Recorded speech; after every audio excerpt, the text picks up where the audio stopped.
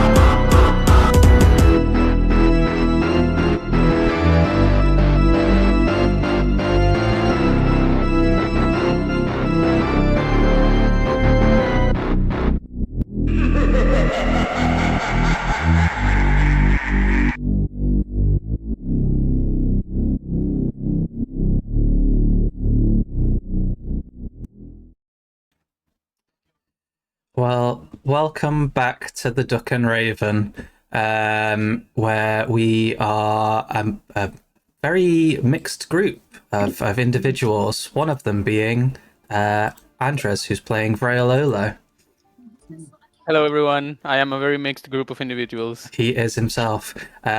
Same with Rochelle playing Vilsi Prift.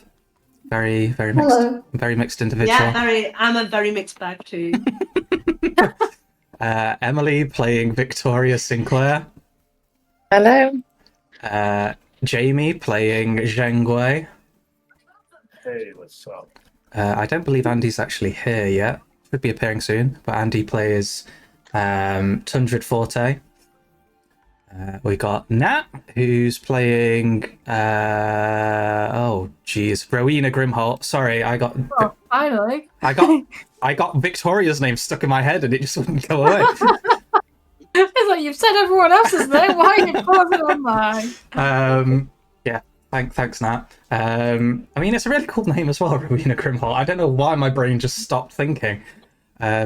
And then finally, he's not with us today because he's currently migrating the duck who would normally play Morian. Miriam. Morian, Marion, all those. Yes, at this point, you are joining the party as they are setting up camp in the middle of Chult on their way to the heart of Ubtao. They've had a few encounters so far, giant snakes falling from trees, big gorilla men that they've skirted around, tiny frogs that they've scared away, and a vine that decided it really liked Zheng Gui and wanted him for lunch. But currently, they are facing a bunch of snake-like humanoids that have decided to sneak up on them whilst they were in camp. Well, I say sneak up on them. They kind of announced their presence and said something to our dear friend Vreololo, who's the only one that speaks Yuan-ti in the party. I am indeed. Why do you speak Yuan-ti? Listen, you need some tools to survive around here, okay? It's local. He's just picked up the languages as he went along. But here you go. Here's a couple of examples of what Yuan-ti look like.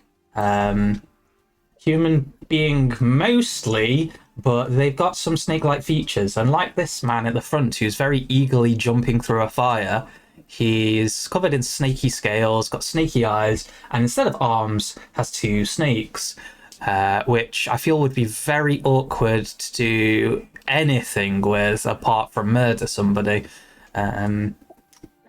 Probably a better way to get around is this one in the background who, again, covered in scales, but has a big snake-like head.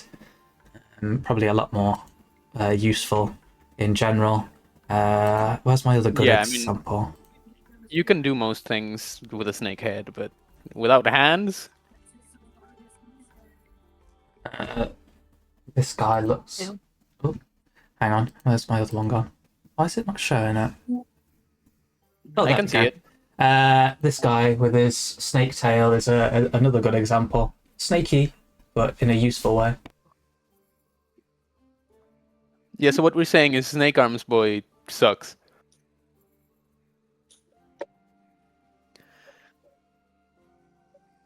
But yeah, I think the first thing I will say, well, I would do when I see them approaching is beam into everyone's mind. Be on your guard, but don't strike just yet. I might be able to tuck us out of this one. And then I will turn to the Yuan-ti and say in Yuan-ti, I mean, I guess. Yeah, I'll just say in Yuan-ti, and Okay. And is You're that really thinking this one through? is that a good thing or a bad thing? And you're saying that to them. Yeah. Are you also translating this to the rest of the party? No. I'm just getting up and speaking Yuan-ti to them. I'm going to send you something.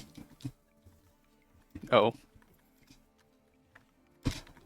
Yeah, that's why I was unsure. Since I'm not translating, should I tell you the thing, or should I just say, this is in Yuan-ti, you don't understand? You don't understand. You're not my Yuan-ti father. Just make a bunch of essence. Ah!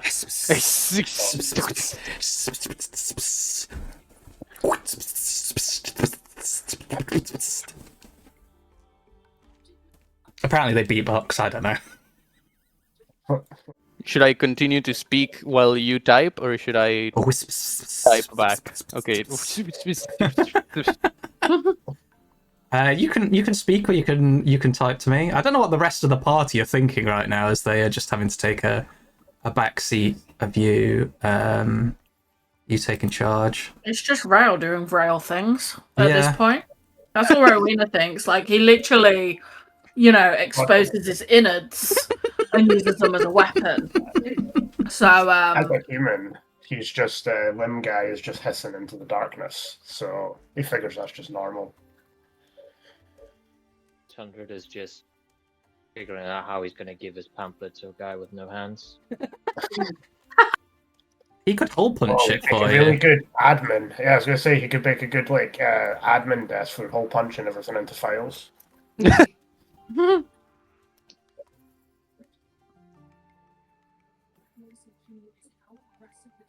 Could get one of those 4-hole binders.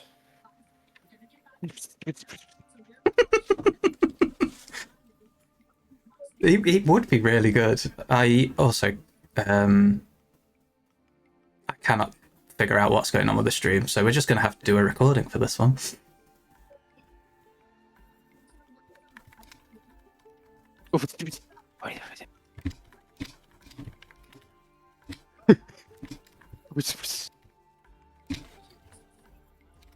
Trust us, there is a conversation going on. I know that for the recording in particular, this must look very strange.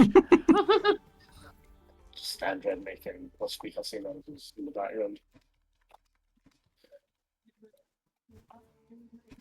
At this point, are we all just standing around Vrail, just watching him hiss Yeah. into the darkness? Yes. I mean, I can see. Like, I do have dark vision.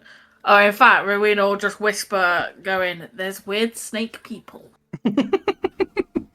Django. what? Oh, that's what's going on. I think he's speaking snake. I'll just beam back into your minds. Yes, I am. It's going well, by the way. I don't think they can reply, can they, to that? No, I mean they can reply out loud, but I also like to think that because you're trying to have two conversations at once, you might accidentally just speak snake to everybody else, so they just get beamed into their head. But I just go. By the way, it's like what? So, kind of ask quietly, we shouldn't shoot them. no shooting, no shooting. They seem to be seeing reason. I will actually say that out loud and then turn back to them and hiss insistently that they weren't going to shoot.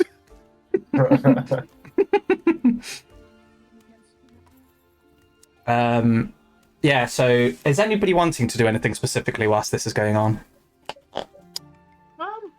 Not I think really. it's going to wait patiently for the limb man to stop speaking snake and find out what's going on.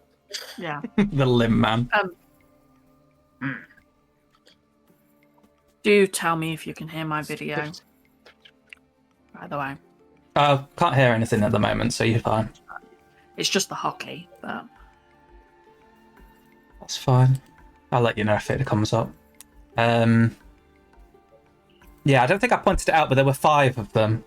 5 of these snake people of varying degrees. But they seem, like, to the rest of you, they seem pretty chill. Like, they don't seem to be aggressive in any way, even though they do carry weapons and look like they can handle themselves quite well in a fight, physically. But whatever Vrail's telling them seems to be working. There's a reason why I have 20 charisma, guys. I'm getting us through this. I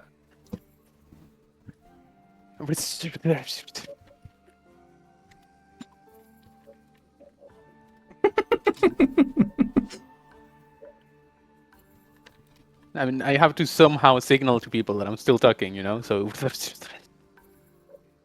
Do they want to join us for a late night snack? Zhang asks questioningly.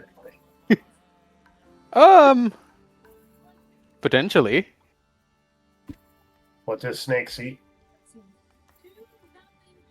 I mean, just about anything warm-blooded. Zhang looks at his chickens. Somehow managed to take it the whole way. I'm sure they would be fine with just our meat nuggets too. And at that point, everybody sees, even the guy with the snake hands, does this kind of like hand gesture that goes from their neck down their torso, and a short kind of little bow. One of them hands something to Vrail, and then they begin walking away. what did they give you? Well, that went well. 3 wise snakes bring gifts. But there were 5 of them, but well, I don't know how many were wise. I would guess arms guy, not too much. I don't know, he must... Wise if you had snakes for arms. Yeah, he must be wiser than most, because he might have extra brains. He grew up. Oh, this He is grew true. up. He made it to adulthood with snake arms. So, like, That does take some Just planning. yeah. Oh, just saying. yeah. They gave me this. I'll put the. I'll show everyone the rock they gave me. I'm assuming I know what it is.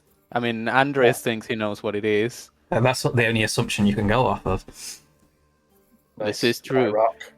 Can I make an Arcana check Yes. on the rock? Yes, you can make an Arcana check on the rock.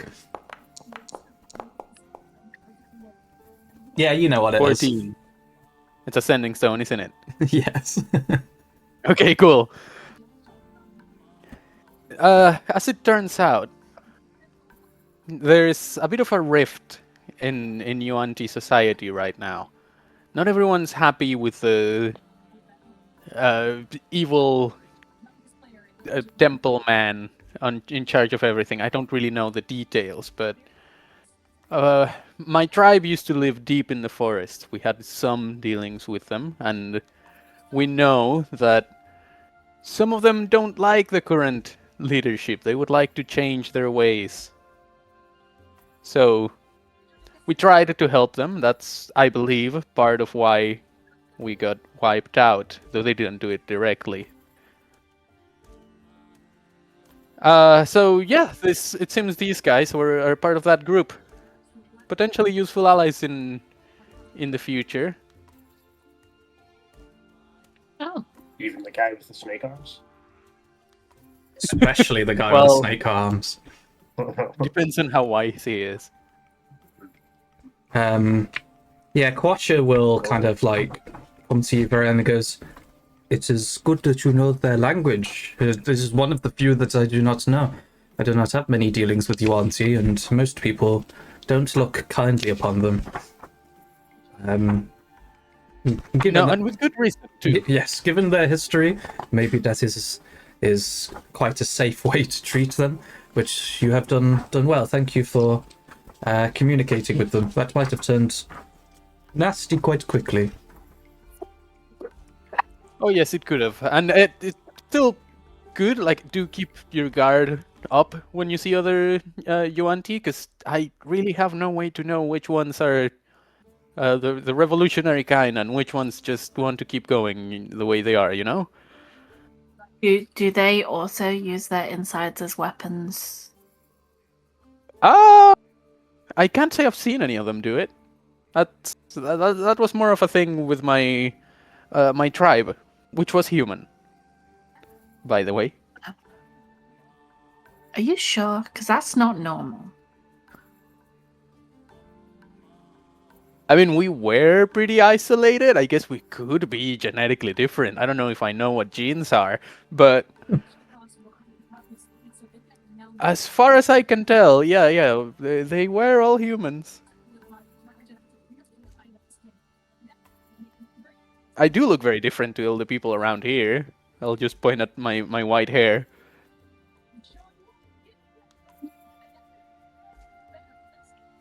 So maybe? Why do you use your insides as a weapon? Do you not Well- get infections? He does use his outsides too. But True. he uses innards. I mean, really, if you think about it, I am the ultimate weapon. I am never I am never disarmed. I can always surprise the enemy, and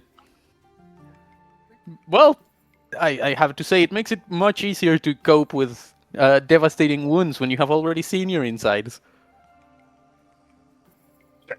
You never get infections. Nothing I can't handle. At least Yes, not so that's- far. Not sanitary. Does it hurt? As some moves hurt more than others, I've mostly gotten used to it.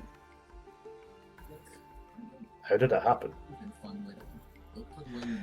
Well, my tribe have this. Well, used to have this type of magic. It's a lengthy process figuring it out. You have to really separate mind and body and make sure that, well, you know, if an ordinary person was to see their arm split like I do when I want to shoot something out of a crossbow, well, they would probably be traumatized. You have to really start seeing bodies as merely objects and not the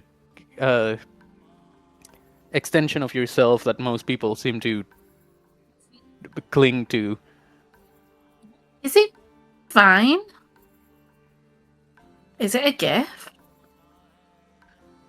Well, I certainly think it's a gift. But from what? It doesn't hurt that much. I have to say, I'm not exactly sure what Hmm. the origin of this magic is. I was just an apprentice when my village got wiped out.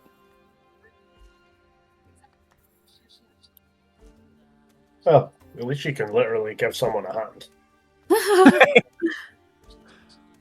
I can. Would you like one? Does Vilsey believe what Vrail's saying about, when the only person left alive in his village got wiped out? Insight check. And since we're doing this, you can do yours in front of everybody, Vilsey, but Andres, you're going to need to do a secret roll to the GM. It's either persuasion or deception, whichever is the truth. And you're going up against a 20 insight. So it's going to be... It's going to be That's a not toughie. it. That's not it. That is not it. Hang on. Yeah. Because I have the thingy. The The thingy. thingy. Oh no, not the thingy. Thingy. Mm-hmm. It's a secret one. Now that's it. Those two put together. Okay. Yeah, Vilsey seems to be telling you the truth. No reason to suspect your comrade, even though he is a bit creepy. Okay. Yes, why wouldn't you trust me? What I'm saying is Well- perfectly plausible. We've not known each other all that long, have we?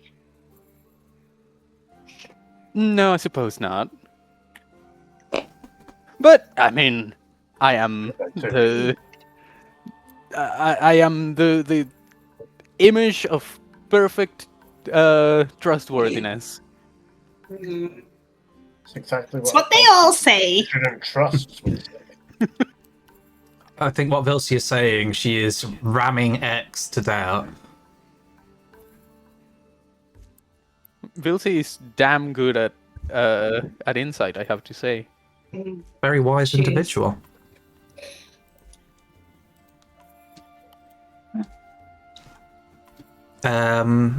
Any other words from other people before we settle down for the night? Can I kind of... No, right, okay. I kind of want to reach inwards to my patron. Mm-hmm. Because I'm curious about where Vrail's power comes from. Because it is mildly horrific. Okay. She wants it. And she just kind of feels inward. She's not really sure how to do it because she doesn't generally tend to reach out. And she just kind of says, "Have you ever seen magic like that?" Hmm.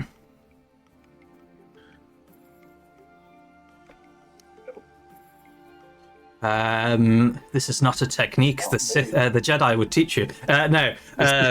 So as you kind of like close your eyes and look inwards, Rowena, you kind of feel like you fall backwards just into nothing, and behind your eyelids suddenly opens up an entire galaxy. There's nebula, stars everywhere, and then within all that, you see the outline of a figure, humanoid figure, move. And it's as if someone is wearing the background, but then moves out of place. They are the nebulas, they are the stars, and you can just about see the outline of this figure as it moves. And it goes, "This one is no mere mortal. He has a greater path, a godlike path. His people granted him this power. We know not more, for there is no other like this one."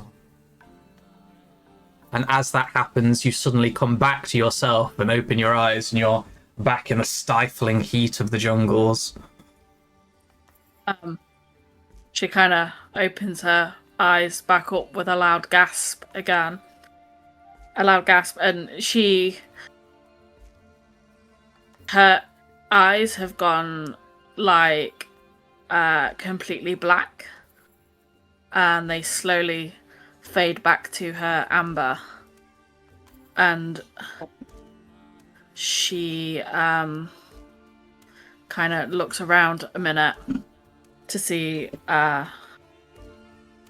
where Vrail is. Well, and I'm the creepy one. What did you say? Sorry. And I'm the creepy one. Wow. She just says, "There's more to your power. You walk an interesting path." Is there? Do I? They say you walk a godlike path. I think a half smile would just appear on his face as you say that. Well, I do like to think I am destined for greatness, perhaps already above average. And then she just she's like, "That felt really weird. I don't know if I want to do that again." It looked really weird as well. How do you know? How do I know what? Well, you know, special path, and you think it's a divine power. Well, I am technically a warlock. I have a patron, although I did not ask for their power. Oh, It is it's not even a long story. It's a strange story. But it felt like I was falling amongst the stars. oh. What is your patron? I don't know. You don't know. Mm-mm. I don't know. I'm not sure I understand. I thought making a pact with a patron was a two-sided thing. So did I. Mutual. Okay. Sure, it's not just some guy from Baldur's Gate. The easiest way to describe it is that I was claimed. That's creepy. It's strange.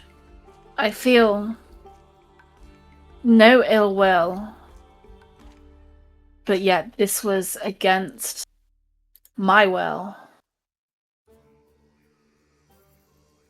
I left everything behind because of it. Well, you might be more interesting than I thought after all.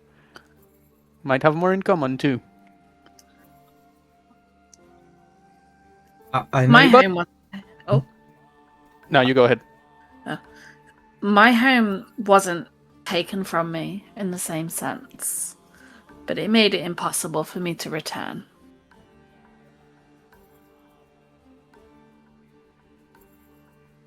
Vrail just smiles. creepily. That's kind of his thing. Yeah, Everything there's he no does other way. is done creepily. I was just going to say, I know that they might be keeping quiet for certain reasons, and don't feel like you have to. But there's two members of the party who might have thoughts on godlike powers and patrons that impose their will, I guess, or not. To say, you don't have to say anything.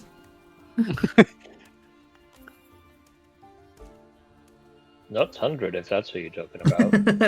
I don't know. I don't know if Tundred might have thoughts. No, then you follow whatever god you like. At the end, the shining light's going to kill you all. So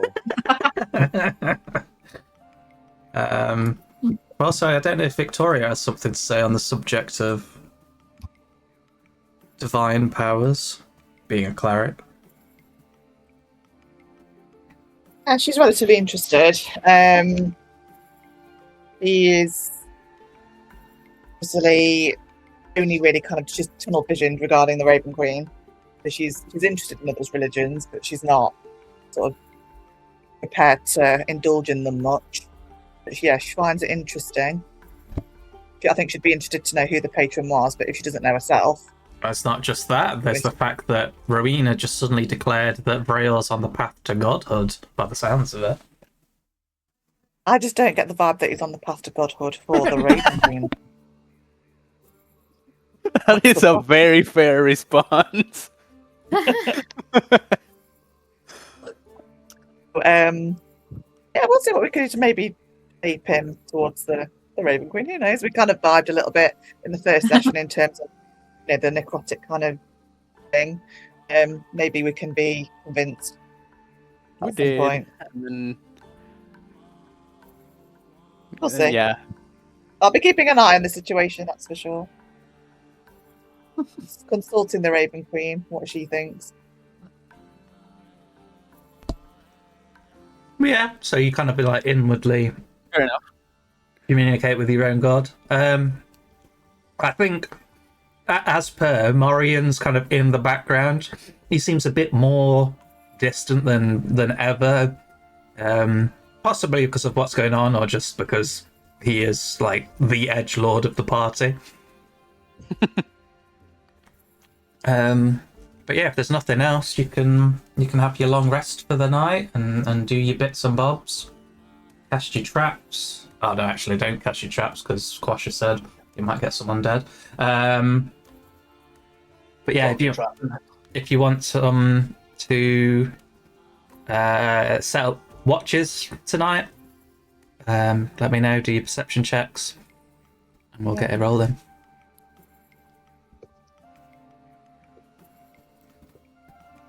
Yes.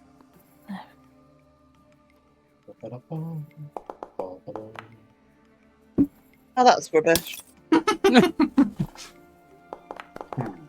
I am glad to have low perception. Although, actually, since Miriam is not here, I might. Oh, I still don't have dark vision though. You do want Miriam.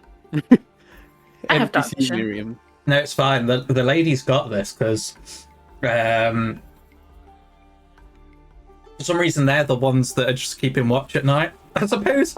Oddly enough, it's the guy. Most of the guys are like human, so they don't have the dark vision. Tundred does, but they, just chilling. Oh no, you did a perception check. Sorry. We can have a morning watch as well. So Victoria, during your watch in the night, maybe you're too distracted over the subject that just happened. Also, Jamie, do me a D100. I need the weather. But yeah, Victoria, after everything that's literally just happened, snake people arrived, and then it started this whole conversation about gods and patrons and destiny and stuff like that. Thank you. Yeah. You're a little distracted and possibly praying to the Raven Queen yourself for the guidance in this place.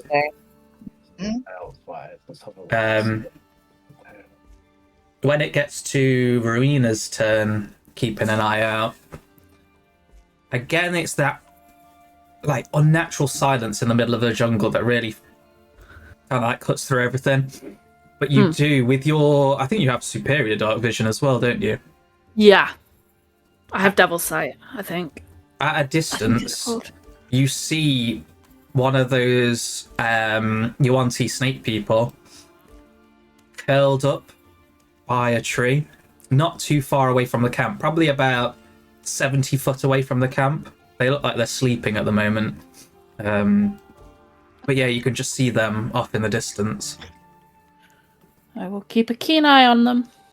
They don't seem to move, they just seem to be sleeping. It's probably the snake tail one, as they're like curled up in a little snake ball or whatever.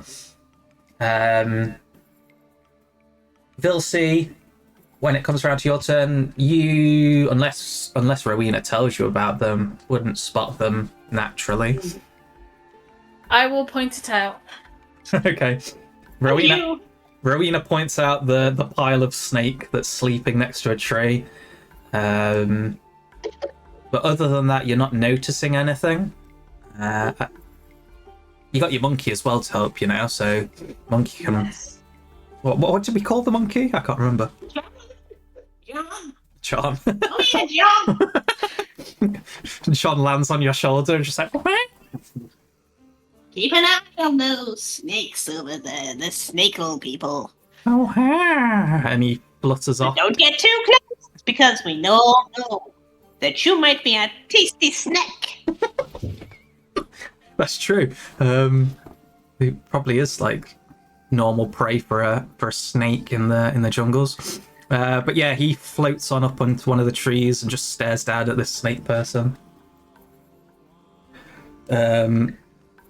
Thanks, Joe. Thanks, John. But yeah, as the sun begins to come up, 100, you wake up to do a short watch. And it's at this point that the snake person rises and, watching over the camp, sort of disappears off into the jungle itself. Hi, snake friend. But another day, another dull hair. That's right, Tundra. They are friends.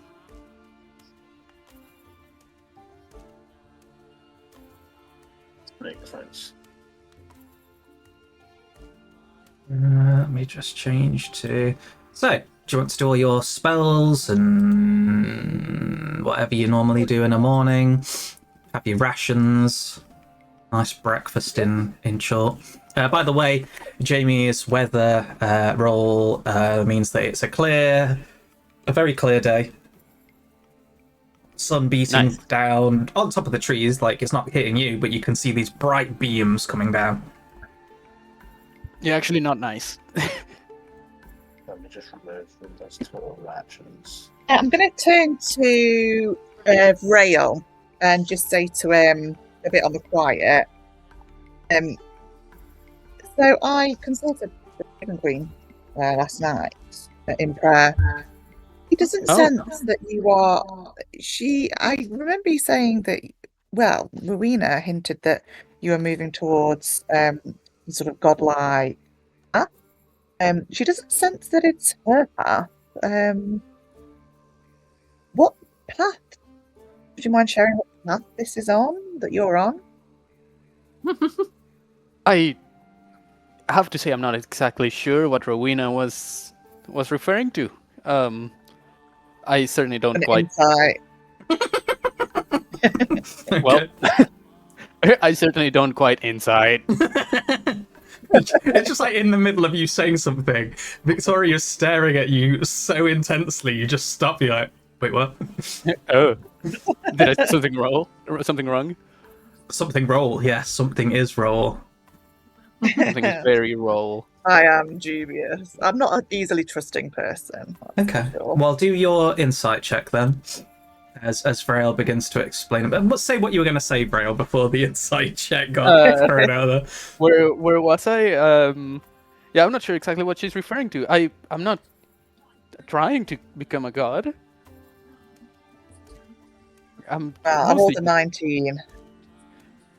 I'm mostly just trying to survive after everything that's happened and see if I can maybe restart the village, but That'll be difficult on my own. Okay, I'll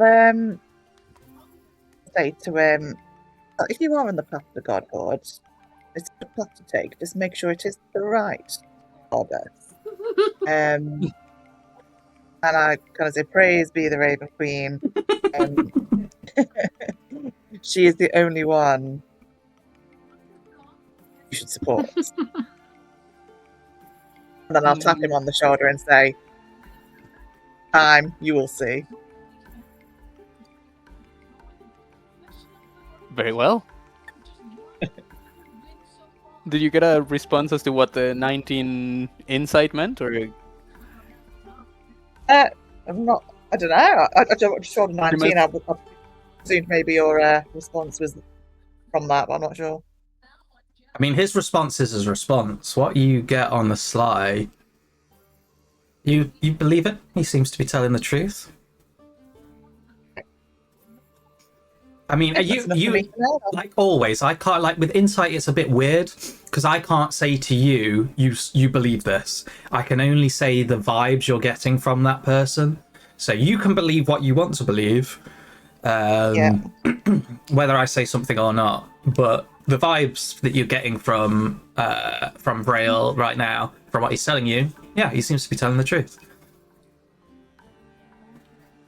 I'll say to him, I will be interested to know if you do discover which god or goddess path is calling to you. Well, I suppose if I do feel any call to godhood, I will let you know. Thank you.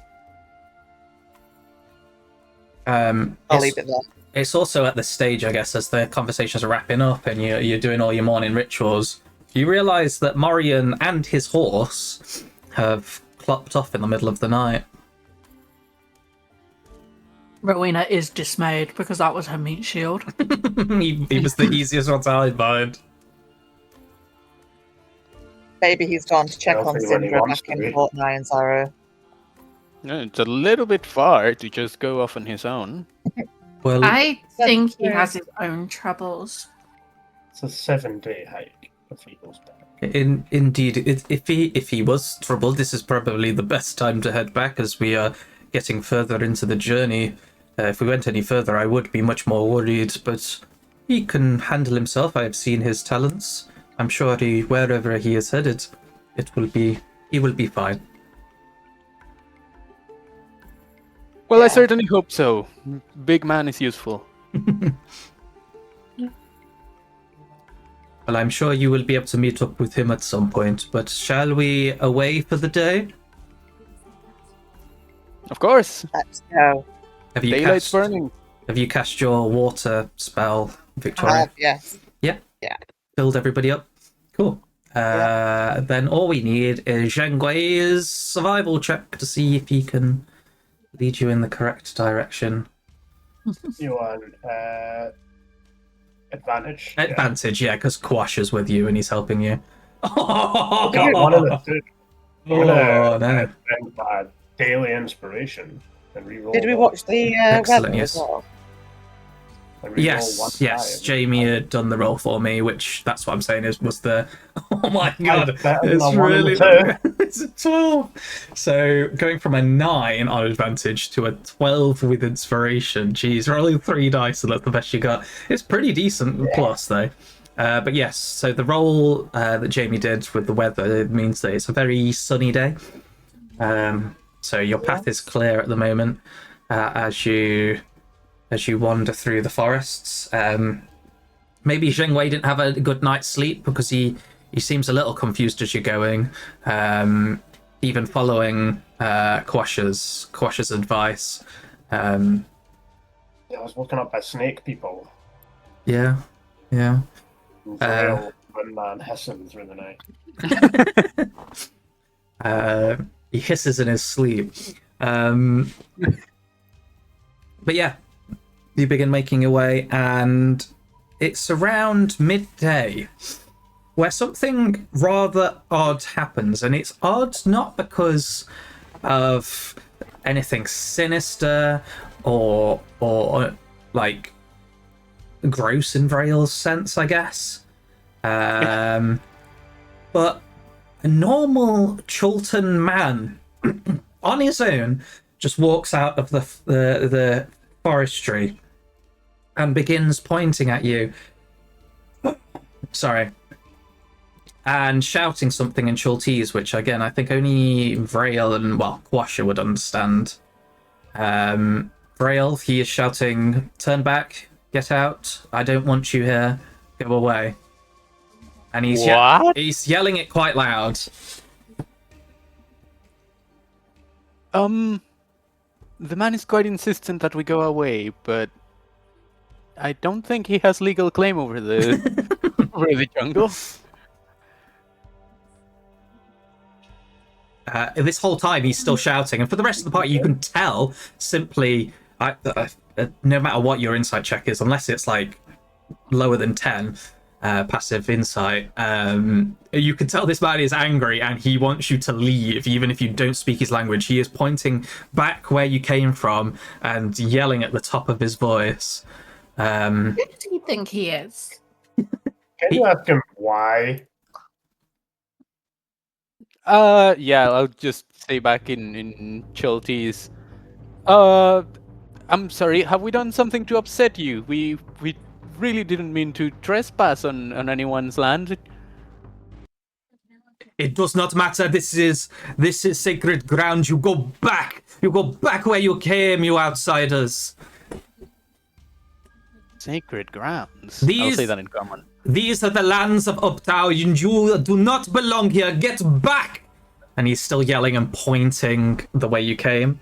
Quasha looks at you, Vrail, knowing that you understand Chultese, and just shrugs. He's like, "I don't know what is wrong with this man. I've not seen this kind of thing before, and why he is on his own in the middle of the jungle.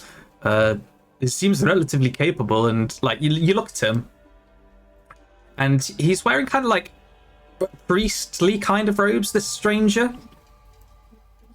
And has like an emblem around his neck that looks kind of like it's like a circle of basically a labyrinth or a maze with lines going around in like loads of different directions and circular and stuff. He's kind of a little bit muddy and dirty, obviously from living out here, and got like a short stubbly hair just all over like his face. Not completely all over his face, like his beard and hair, and you can tell from like where the cut of the robe is. His chest as well is quite hairy, his hands hairy, but yeah, he's still yelling, shouting. He's not accepting you just standing there and doing nothing. Do I recognize his pendant? Do a religion check.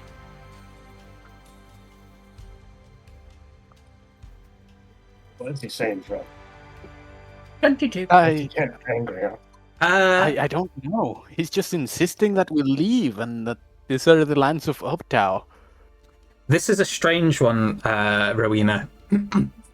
You yourself don't recognize it, but looking upon it, it is almost like you zoom in on it and suddenly understanding comes across you.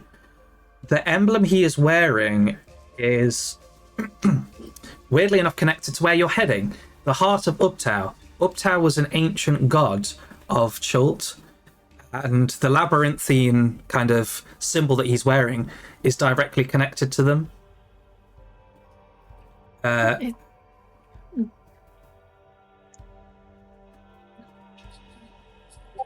Sorry.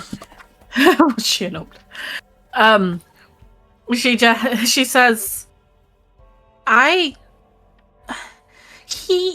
his symbol, it's related to Uptow. I think it was a god. She looks at Vrail. He's the local. I am the local, but I 1 second. Let me roll religion. Let me see if I know. He must have come from where we're heading. But that's impossible, right? It's overrun with undead.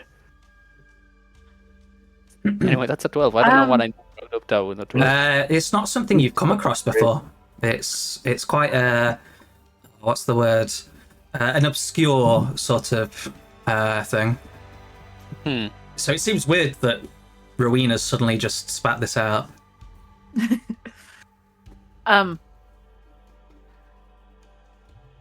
You So should. he's a religious fanatic.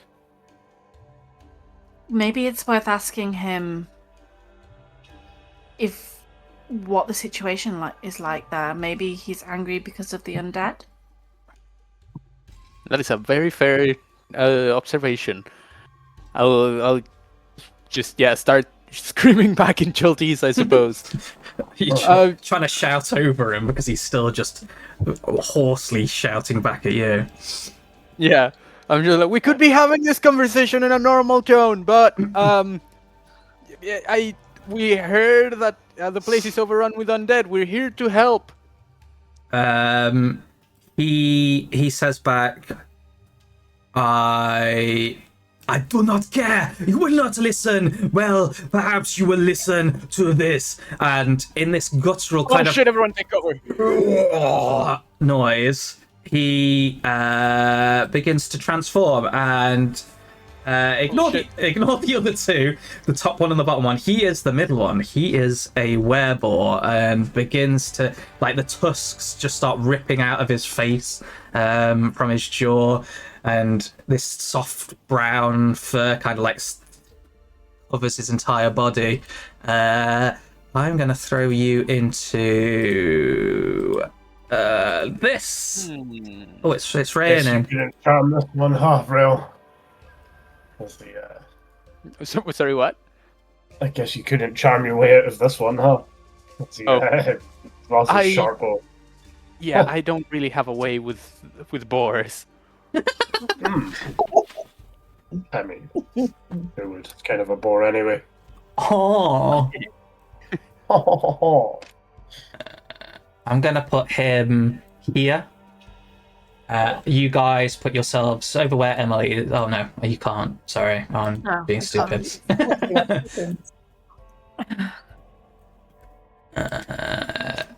Here we go. Well, I'm glad I cast mage armor. Same. Hey Tom, Hello. the something I learned from Roll20. If you can have a blank page where you can like have all the tokens on with all their settings and just copy and paste them over. It's usually quicker than having to drag them all one by one. I don't know if you can do that with this, because the pages work differently. So I don't know if that would work. Maybe I'll try it for the next time. Yeah, this might save you some just small bits of time. There's a lot of stuff I could probably do with Foundry if I had the time and set it up properly, because it's a very good tool. I'm not most technical of people, but let me put on Quasher and stuff. But you guys roll your initiatives. You mean I have to stop knitting? Just for a little bit whilst this is going on. You never remember where it is, either it. Oh, Man, I'm just not rolling good today, am I? Wait, why am I at 23? What the fuck? I thought I rolled a 4. I rolled a 4. Oh. But, maybe the dice came out differently. Damn it. Oh, for a moment I saw the flying monkey appear and I thought he was gonna attack us. No, flying monkey Johnny friend. alone! Can you roll for John, by the way? Why is it called Johnny? Where would that be? Man's really gonna attack he's just called a 9-person group. I think he's I just don't know if I called. can see an initiative, by the way. I don't think I can find Man's it. confident. Is it just the +2? Oh, yeah, it's there. It's alright. Found it. Have you got it? Yeah, I have, yeah. If you didn't, I can do it, but I was just making sure that you could control I it. think it's rolled it. Has it appeared? No, have I dragged on the wrong thing? I clicked it for John. See ya. Flying monkey, that one's called. So maybe Maybe 'cause he's it's called different. John. He's not. Let's have a I look. just dragged on a flying monkey and not John. Where does J You come in have- the alphabet? Yeah, so John is here. Your eye. I can't drag him on. I don't think. Mhm. He's under the creatures. Between I and K.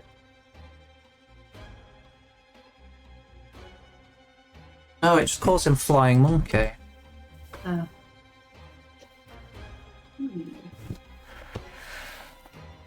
Try again. Maybe I did something. There's a public role. Have you done it from the combat encounters page if you go to the two swords? No, I didn't. I did it off the character sheet. Try it from there, Yeah. see if it can do it for you. Okay. Yes. There we go, okay. Right, thank you. Alright. Not so great. I'm sure you will be fine. Well, so as this guy transforms and looks like he's about to begin charging towards you, Tundrid, you're first to react with your incredible monk-like senses. Whoa! Fear the mercy. I'm going to full dash. Whoops, that one. I'm gonna I full have an dash idea over of here, how to kill this guy. and then I'm going to attack. I mean, we don't have to kill him, I guess. The Fist of 17. Mercy. 17 will hit. Cool. In which case, we will do 7 damage. I will grapple him. I will push him 5 foot back towards the party. Oh, okay. Where is...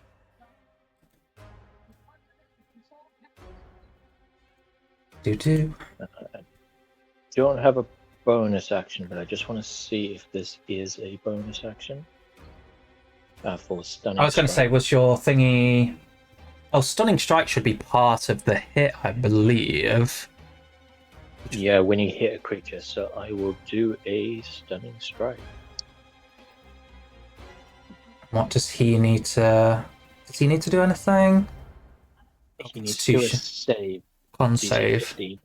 Let's have a look. Oh, I think that's a fail. It's 8. He fails. He is now stunned.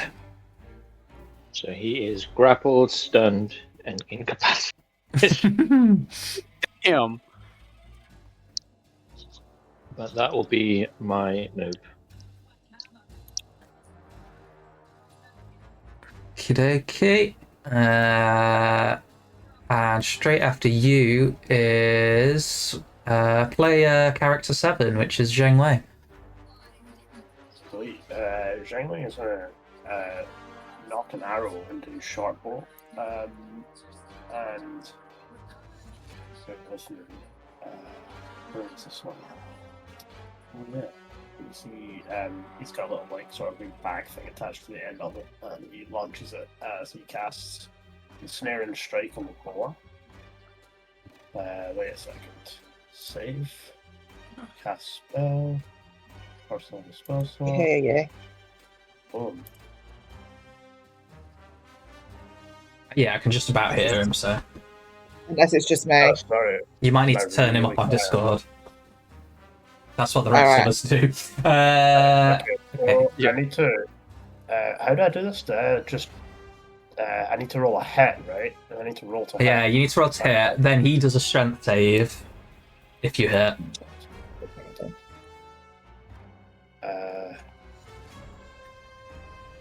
Sorry, this spell is strange. I'm not really making sense of this. It is worded a little strangely. Yeah. I guess just roll a crossbow attack. So the idea is you do your attack and then cast the spell. So it's like, Is that a platform? just do another attack. Oh, it is a platform. Yeah, sorry, it's a bonus action, and then concentrate on it, and then I shoot the target. Yeah. Okay, that makes sense. I apologize. Sorry, I'm being dense. It's all right. So it's going to be a short bow attack. It will be Oh yeah, for sure. 28 to hit, so and the 28 27 hits as well. and Oh. be, We're pretty strong. so I guess the damage is going to be normal.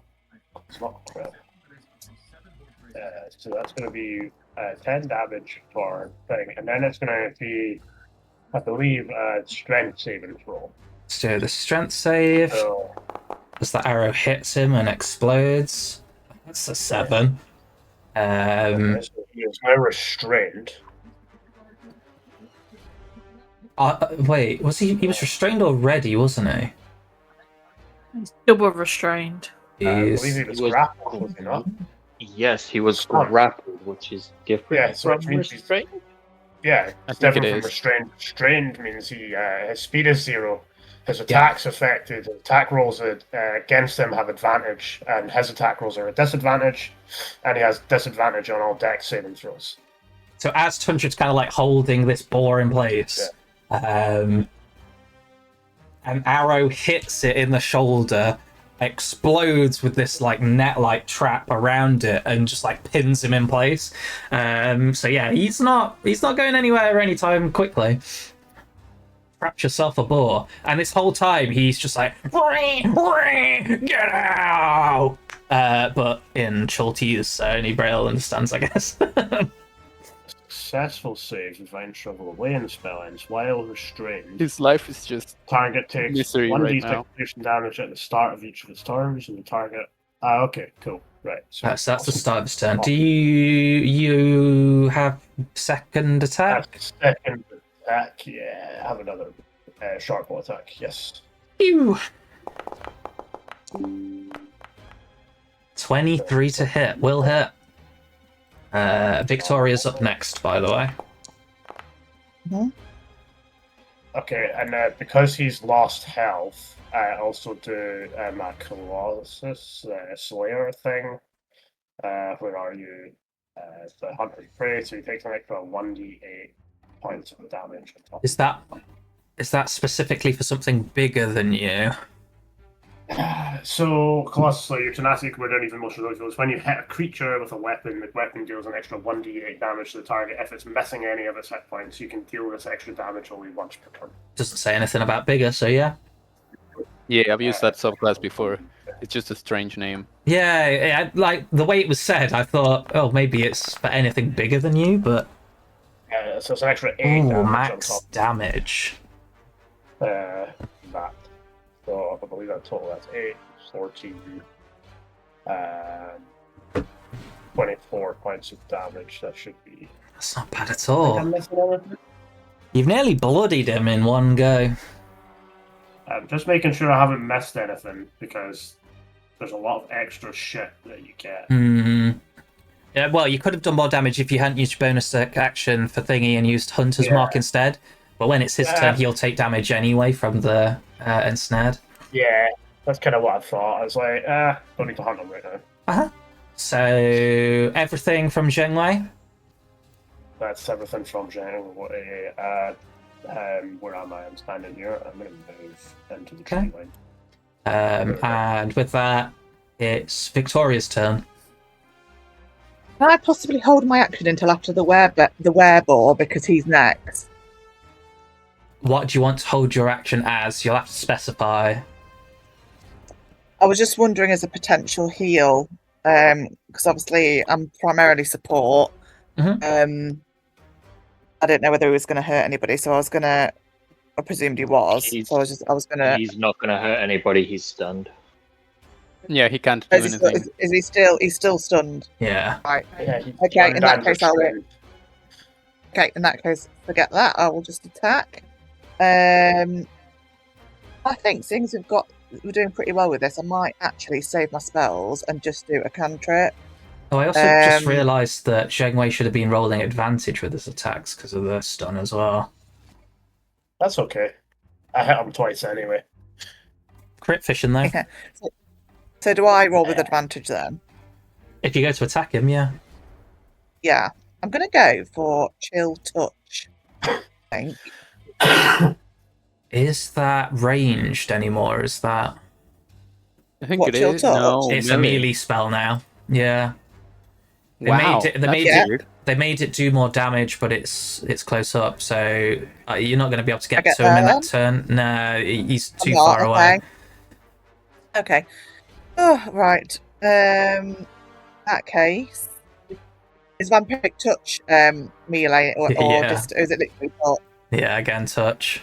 Yeah. Right. Go for it. You think you've got told? Have you got Toll the Dead?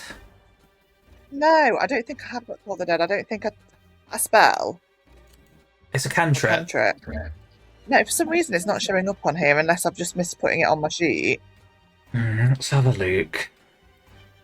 At the moment, I've only got Chill Chill Touch, Touch. Guidance, Sacred Flame, Spare Dying, and Thermatology. Okay. Sacred Flames distance. It's just a save, isn't it? I didn't really want to save one, but yeah, we'll try that one. And you'd have to get a Flame little then. bit closer. Yeah. So if you move up It's closer. Oh, dex save. radius is.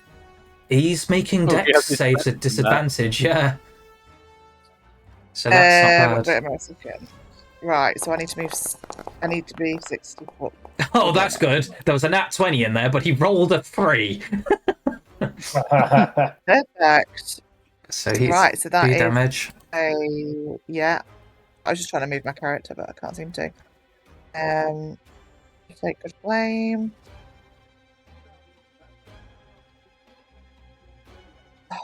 Is it come up, Tom?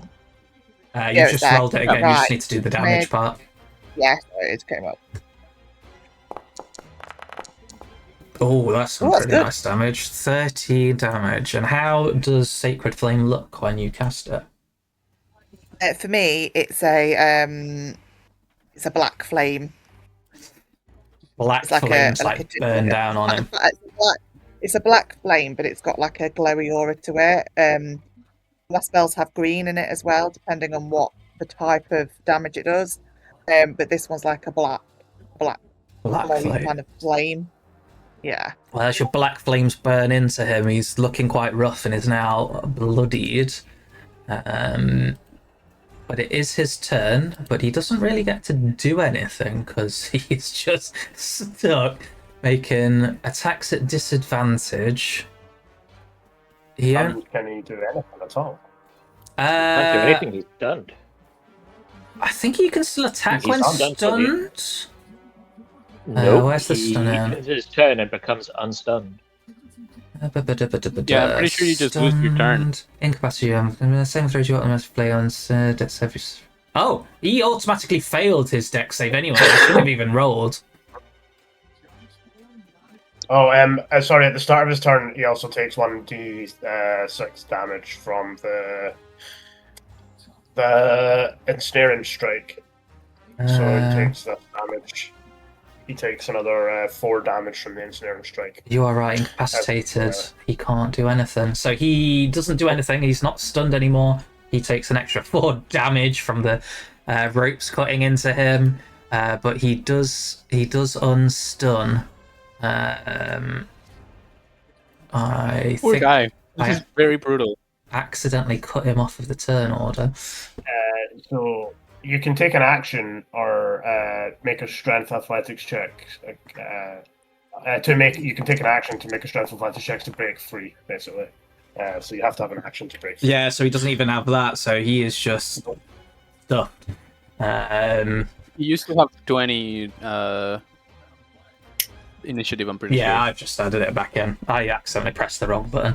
But yeah, so he kind of like comes out of this daze and starts glancing around and screaming even louder now.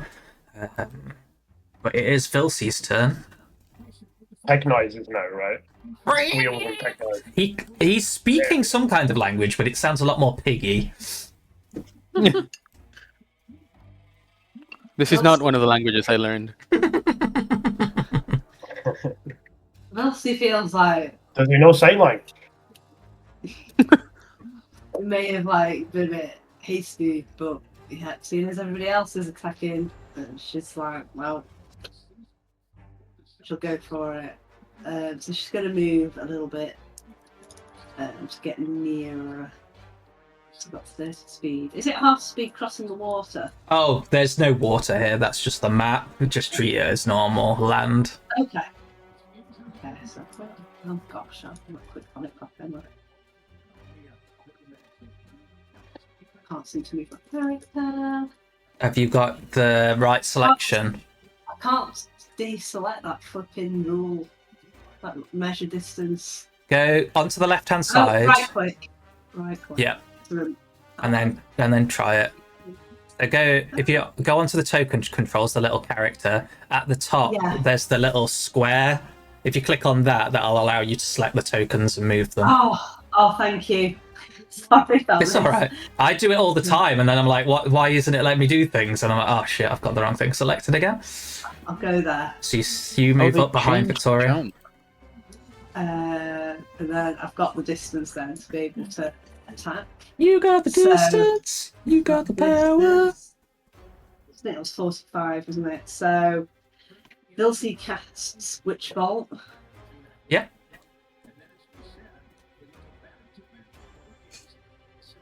I think that's right. Yeah. Waves her staff about. Oh no. Oh, a 12. A 12 doesn't hit, unfortunately. No, do you have inspiration for the day? Do I have inspiration? It'd be in your top right, the little glowing star. Yeah, next to your level. I haven't got it selected, so Okay. I'm gonna go no. No. Okay. So the lightning bolt. Oh, wait. Do restrained. Is that advantage on attacks against him? So many things in the chat. There is a lot of things. Restrained. Attacks with advantage Yes. against him, and he has disadvantage There you against go. others. Oh, should I have an advantage? Yes. So roll I'll again. re-roll then. I will roll again.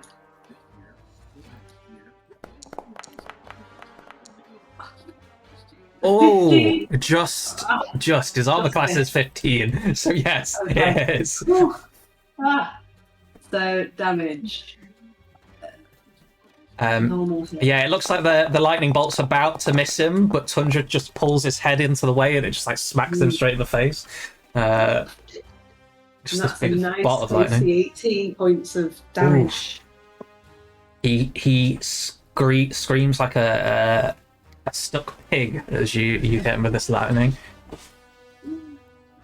Oh, no, but no longer do any pig impressions. I'm sure you've had enough. Whee! Whee! There you go, just like that. That'd be a lot deeper. Squee! Anything else on your turn, Vilsey? I don't think so. That's me done. Squee! It's Rail's turn. Alright, how messed up is my man looking? Very messed up. Very messed up indeed. He is looking like 3/4 messed up compared to when he first arrived. I see.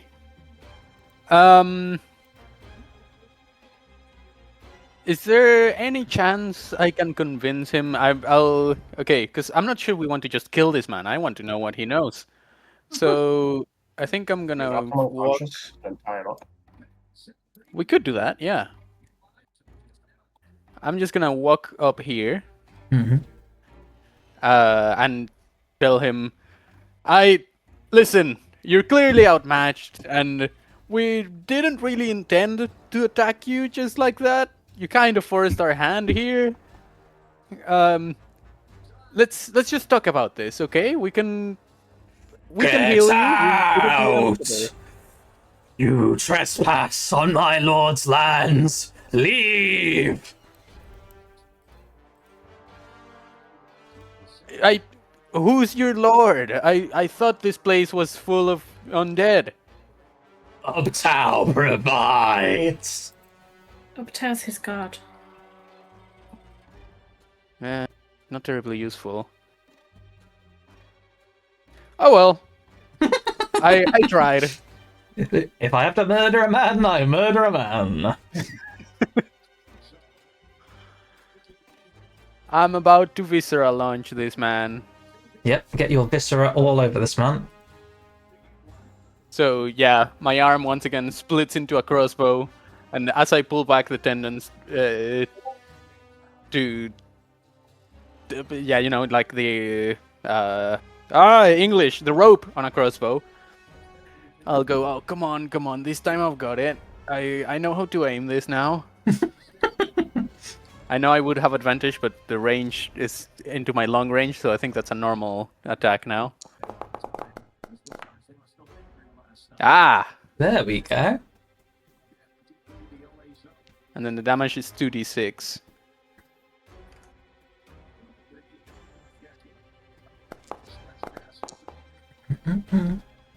Plus intelligence, so that's 14.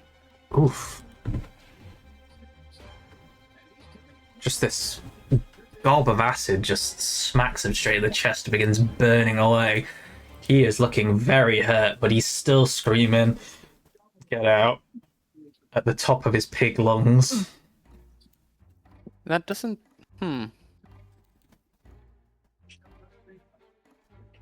Shame. That's it. Shame. Poor little weed can't really do much. He's gonna come up here and puts a stone into a little sling that he has from his backpack. You got this, weed! But that's all this turn because he had to dash to do that. Oh. Rowena. Yeah. Yeah. Oh. Come on, do the thing. Make sure you've got the right selector tool on. You're making things. Yeah, I just want a straight line. Oh, are you trying to figure out your distance or something else? I mean, I'm pretty sure I'm within distance, to be fair. 70 So- foot. Thank you. Oh yeah, I was clicking on the wrong thing. Measure distance, there it is. Not measurement controls, oh dear. I am going to Eldritch Blast. Pew pew. Pew pew. Is it still at advantage? Yeah, it still would be at advantage.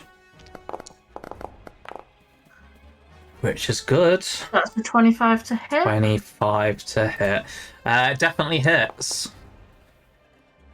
So there's 9, and then it gets a second go. There's no need for the second go. Oh. Because he is plus dead. How do you cast Eldritch Blast, and how do you want this to murder a ball man? So she raises the she raises the arm that's got all the markings on. I think I said it was her left arm. And they kind of almost like shift down her arm, and a kind of black it kind of looks like a nebula beam.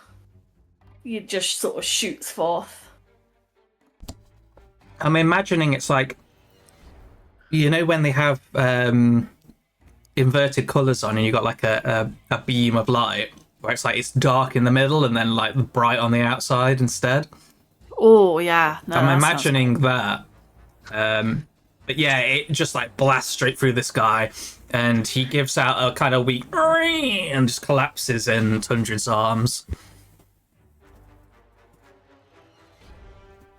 And that's the end of combat. Well, that was interesting.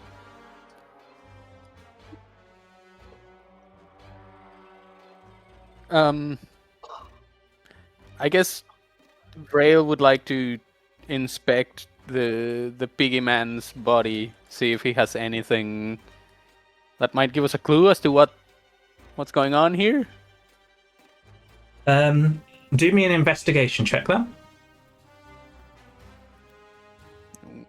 No segundo. Where be investigation? Here be investigation.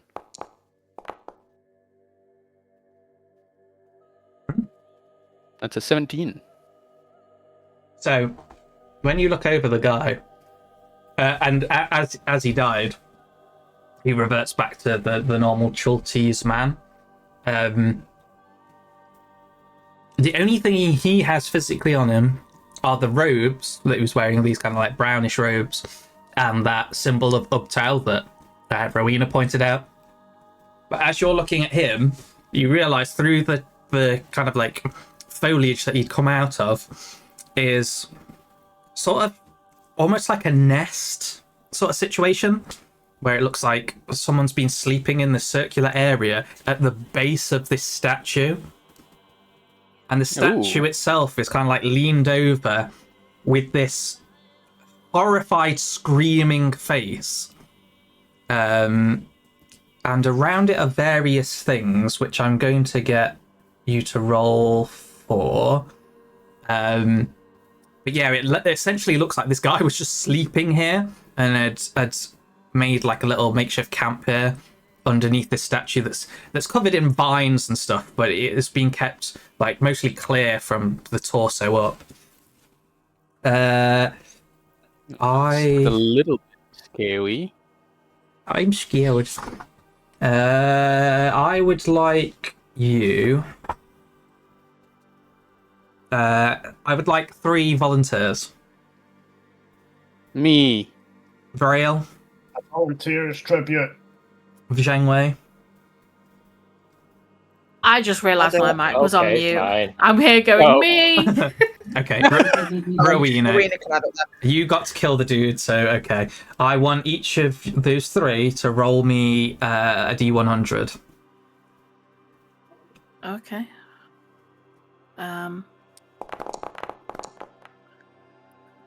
We got a 3. Wow. We got a 38. Oh my gosh, why does it not? R/space 1D100 or /R. Slash R. Slash R. I'd always get it wrong.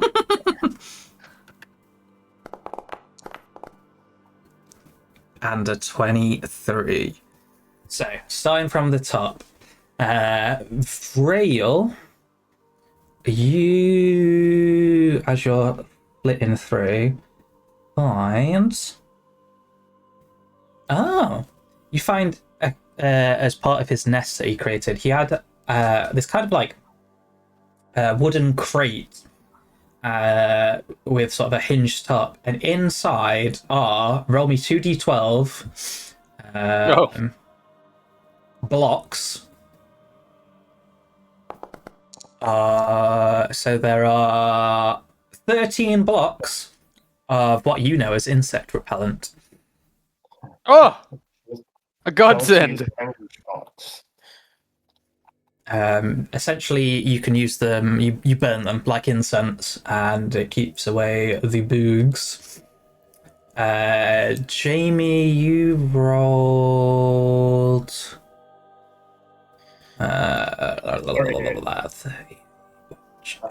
Heavy 3-8. You find, and this is similar to the one that he is currently wearing, but is much more extravagant, a small onyx orb with maze-like patterns carved into its surface. But you feel like there's something more to this. This isn't just a standard orb. You yourself, being what you are, feel a connection to it. There's some kind of natural magic about it. It has Chinese magic. It has Chinese magic. Thanks, Andres. Just being what you are, it was way too good to resist it. Roll a nature check on that then. Yeah, sure. We can- Whilst you do that, the final one, Rowena, you flitting through the stuff, kind of like pushing stuff away and making out this small glinting object at the bottom of this weird little leaf nest that he has. You find a potion of kind of a goldish hue, It looks like a mercury kind of inside, but it's like this goldy kind of color. Zhengwei, you would know that this orb that you found is essentially a druidic focus, which you could use for certain spells. Oh, fun. Awesome. What would you want off me to see if I can work out what the potion is? Arcana, if you have like potion stuff, you could do it at advantage. There's someone in the party that's good with potions. Who's good with potions? Is it Vilsey? Rock. Can you Vilsey. still do the depth test with potions to figure out what it is? I'm not always a fan of that. Just like anybody can have a dip into a potion. It's a bit weird. So I prefer it that if you've got like Arcana or potion. I'm very good. Oh, Very good at Arcana. That helps. yeah, I think Vilsey is signed out and just is lying on the floor staring at the ceiling or something. Vilsey, Yes. potion. And a potion. Oh, I don't know what it is. well, come and have a look. Where are you? Hey. Oh, you became one. Here, I found this. So yeah, because you have your potion kit, Vilsey, you can do me an Arcana check at advantage. I also have identify. I wouldn't say identify for these; Yeah. it's more magic items, but Okay, Yeah. So potion. So potion kit. Where was this? I don't even know. just do the Arcana. I think the potion kit stuff gets a bit complicated, but yeah, So- just do Arcana at advantage. Advantage. Okay. Cool. Oh wow!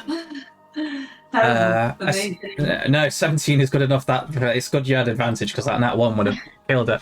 Yeah. You realise this is a potion of vitality, Vilsey. Ooh.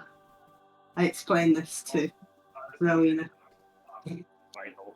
What does it do?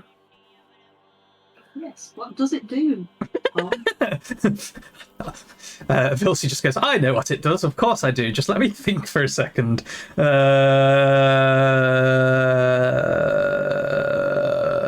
Potion of vitality. When you drink this potion, it removes any exhaustion levels you have and ends the poisoned condition on you. For the next 24 hours, you regain the maximum number of hit points for any hit point die you spend. There you go. Well, perfect. So if you stand a little too close to me.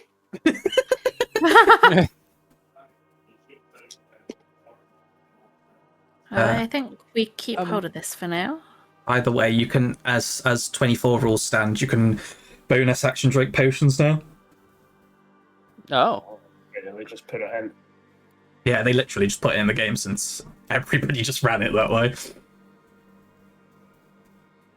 And what's up with this statue? Because that's a creepy yeah. statue. Is it? Does it Yeah, I want to look mean at the anything? statue. Yeah. Can I like Yes. investigate the statue too? Like either Where is it? investigation or some kind of history or thingy check. Is that it? No, that's weird. It's kind of this mushroomy area. But anybody that wants to do an investigation can. Yeah. You...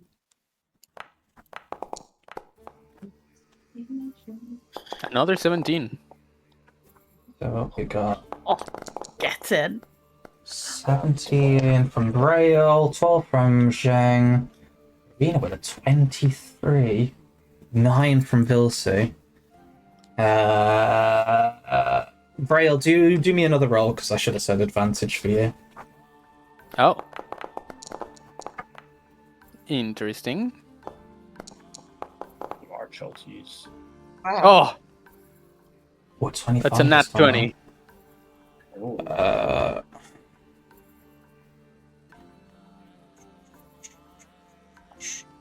Nat 20.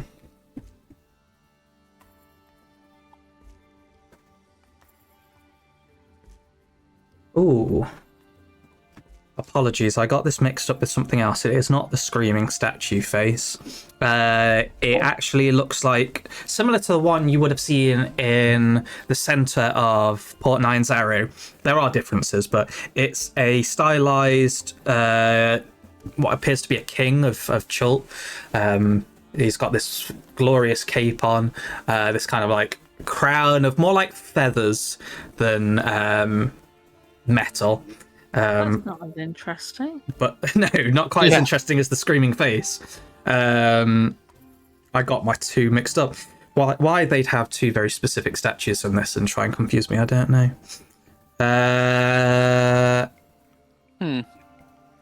Roll me... Who got the highest?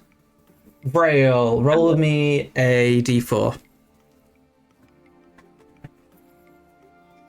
But yeah, again, Rowena, like, it's weird that you kind of like know this stuff, that this is a statue of Uptau, this old king god that was of Chult, and that he's like the king of dinosaurs. You didn't even know what a dinosaur was when you first came to this island, but all of a sudden you know that this guy made dinosaurs or something along those lines. It's really odd.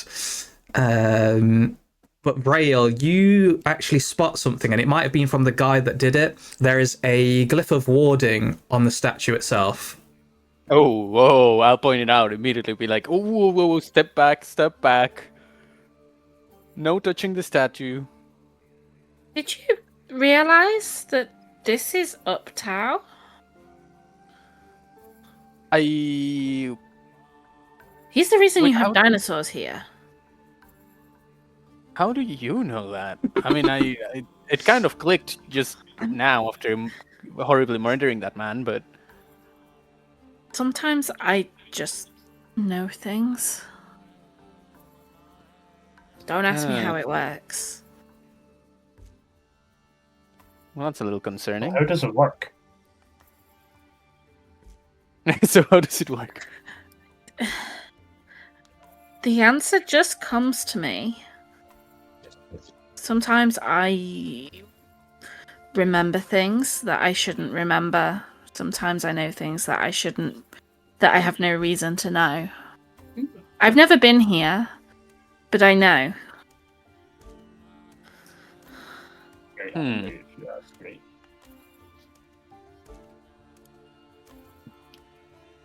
So he's the dinosaur god. Mm-hmm. He made them. I wonder how he made them. At this I wonder if point, it's like traditional god stories where Quasha they do something weird. Quasha and Weed come over at this point and look at the statue and go, yes, this is a statue of Uptau, as your friend knows. Very well versed, aren't you? He says to Rowena. You could say that. So, and he turns to Zheng Wei and he says, you ask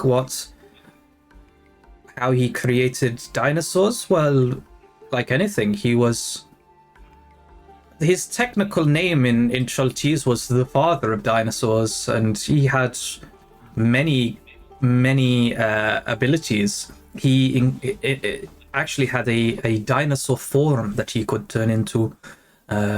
He was the biggest and strongest of all the creatures that lived here in Chult.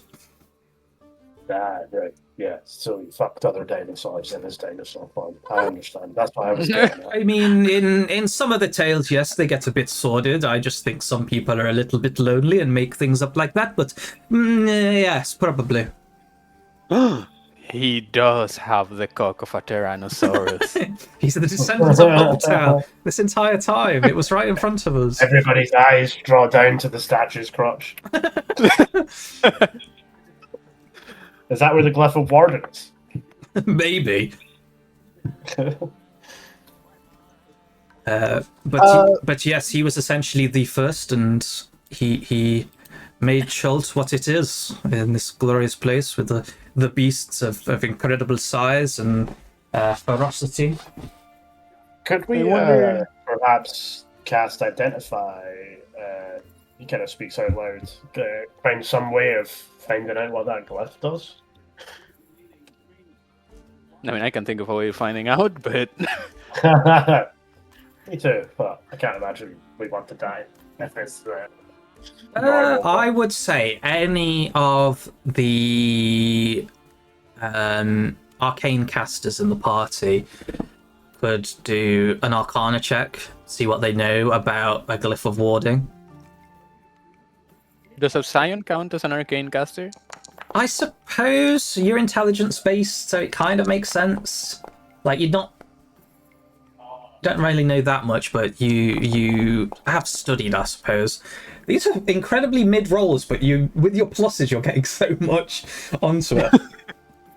So Vilsea at a 20, Victoria at a 21, Vrail at a 19. Rowena apparently less so. This one doesn't pop into your mind. You're not quite sure what a glyph of warding really does.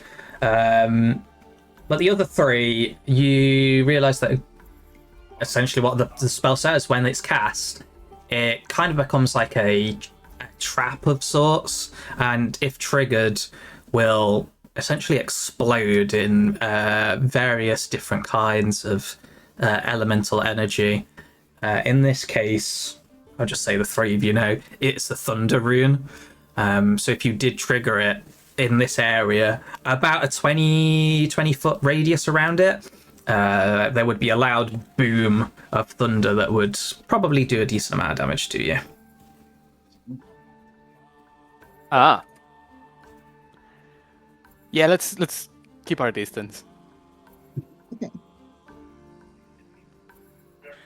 Speaking of which, I have a plan.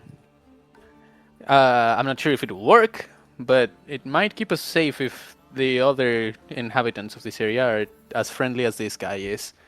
Can someone help me just hide the body a little bit? There's more to the plan than this, I promise. Vilsea pull out a butcher's knife.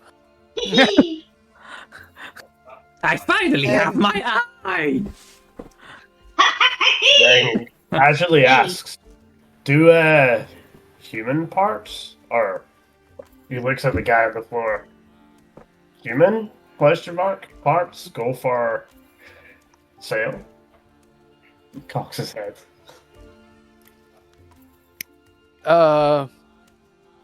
Probably not after like weeks of walking in the jungle with them. They're gonna be very rotten when we come back to the port. I imagine the rate of decay is fast here. Very moist and warm You air. can use him if you like. I can always well- animate it.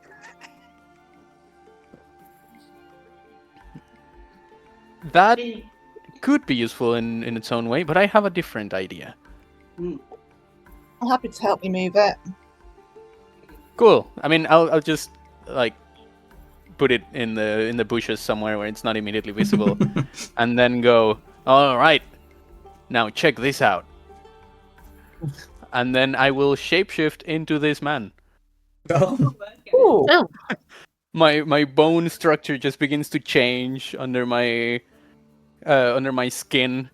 There's a lot of oh. cracking noises, and then I become like deformed for a little bit, get a little bit like a part wrong, and I go like, no, wait, 1 second, and then change it That's- again. That's Why is this disgusting. worse? This is Why is far more this worse impressive you than a growing your zombie. limbs out? and it is That's quite the awful. change as well, because obviously you know what Vrail looks like normally.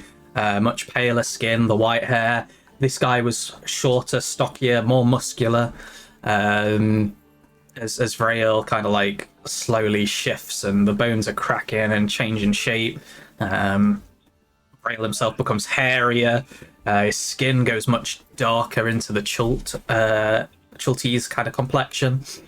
So very dark skin. Yeah, it's as gross as Andres likes to make his normal stuff. Disgusting. I don't know if everybody just turns away as he does it, as it seems indecent. No. Amazing. Jang just watches with morbid curiosity. Exactly. All right, now we have something of a disguise we can use. Mm. If we run into anyone, I can say you're guests or something. I don't know. Do you think that's gonna Yeah. work? I mean, it sure as hell is So better your than being English- seen with just a random white man, isn't it? Yeah, just like seeing because it even makes you sound different. Huh. Well, of course, I changed my vocal cords. Huh. Takes a bit of practice to master. I think it's clever. Thank you. I do quite like it. He is a clever dicky. Quash is just like stood at the side, just kind of like stroking his chin, just like, this is very interesting, but he doesn't say anything. Oh, Weed vomits. Oh, I'm sorry, little guy. I really didn't mean to disturb you like that. You never apologized to me. Well, you're not a cute little plant guy. Wow. I've also never seen you like immediately throw up after I do something. It is really gross, though. She's very close each time. But yeah, Quasha goes, well, if we are done with this, shall we move on?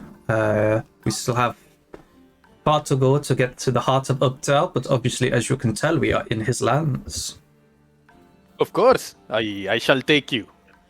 Wink, wink. I mean, this is good. Now we have 2 Cholties in the party. It looks more convincing. Yes, that's exactly my thinking. Hopefully, people will buy it.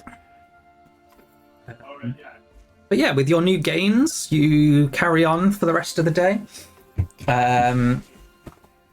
And just before you're making camp, there is yet another encounter.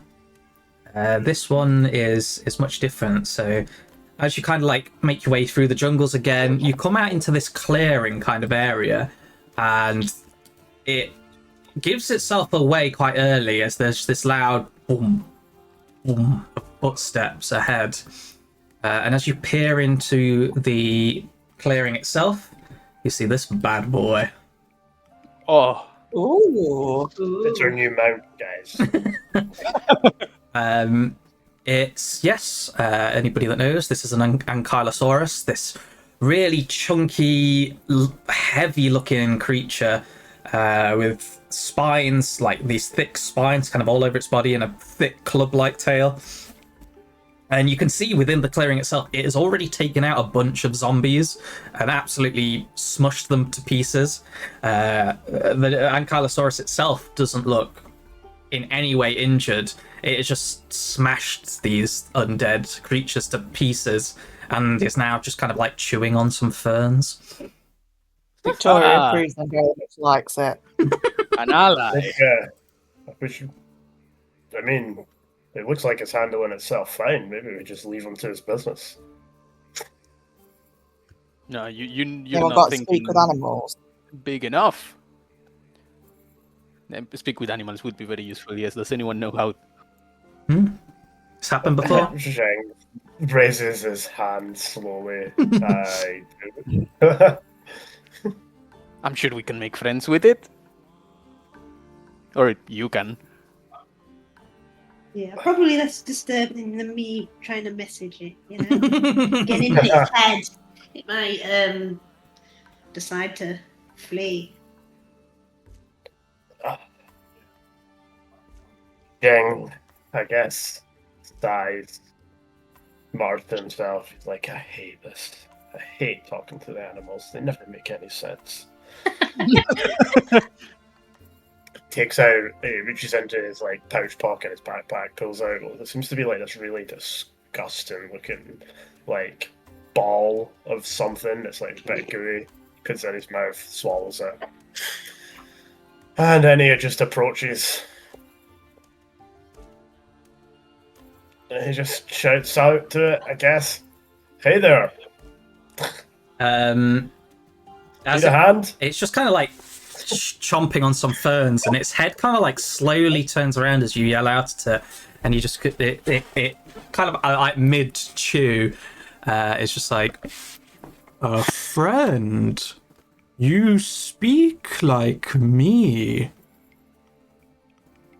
Yes, I do. No others speak like me. I smash these ones, but you seem nice, since you like to chat. Do you want proper food? He holds out a meat nugget. This is proper food. And Wait, is he a vegetarian? he gulps down the ferns. I don't like the meats, Wait, pulls especially out his these veggie meats. nugget. Pulls out Tundred's veggie nuggets. You're gonna sacrifice Dungeon's veggie nuggets. Yeah. Not all of them, just one. Begins sniffing them and goes, "It's small, but smells nice." Why don't you come with us?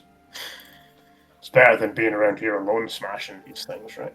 No, this is my land. Smashing fun, except when it's bigger creatures.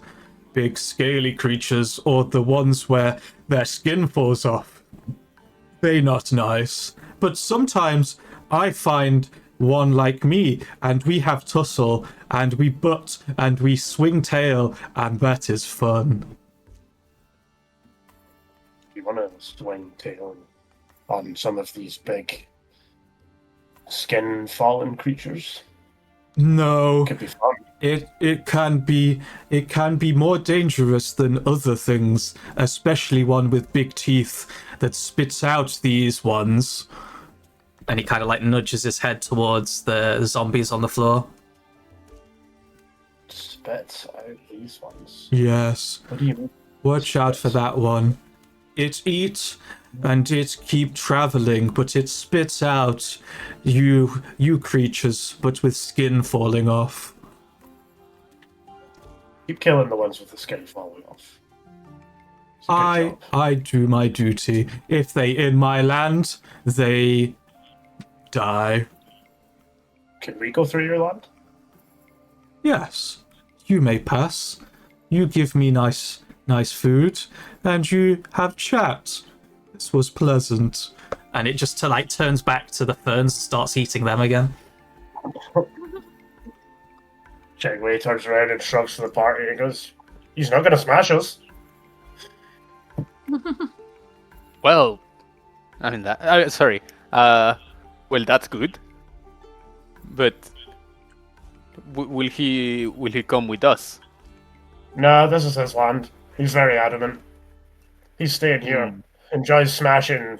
He looks at the zombies on the floor. Enjoys smashing these zombies, but he won't smash us because our skin's not falling off. So don't do your weird abilities. Could we ask he him may if he smash it. knows any? Could we ask him if he knows anything particularly, like, not necessarily directly about the death, because he probably wouldn't know, but anything sort of suspicious regarding? Oh, he did mention a giant scaly creature that pukes up the points at the zombies on the floor. He mentioned something about something with teeth, scales, and pukes up these zombies. Ah, That's all he got. I believe He's more interested in the ferns. Kawasha was speaking of these earlier. Said to watch out. We- He said it was traveling. Traveling where? I don't know. You're gonna turn around to the Ankylosaurus and he goes, "When did you last see this big scaly monster?" Oh, it's been a while. I usually smell it first. I think there's been at least... And it seems to take a while for him to compute exactly what information you need. Right. It's been at least 11 suns. That's a lot of sons for you to remember. It says it's been 11 suns since it came by. So, it says it was traveling. I don't think he had a sense of direction. But I think there was at least one rainy day in that, and I did not see sun. So probably a 10-day and a bit. I will I really like agree, that. even though I don't understand.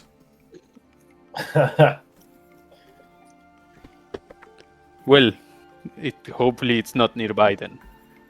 Oh, Do you mind if he looks at the ankylosaurus? Do you mind if we have a look through the bodies of the zombies he killed?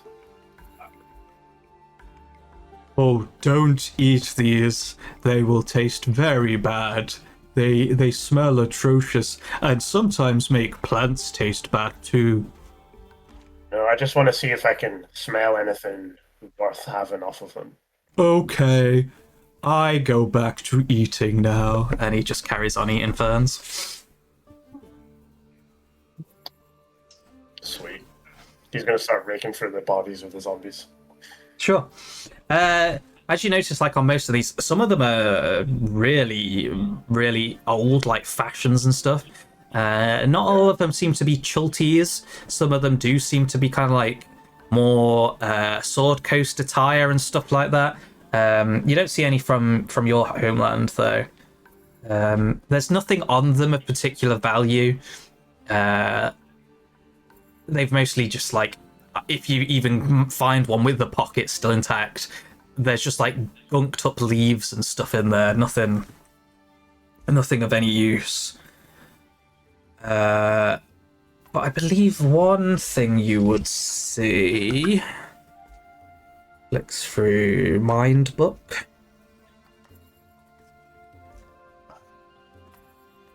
Where was that?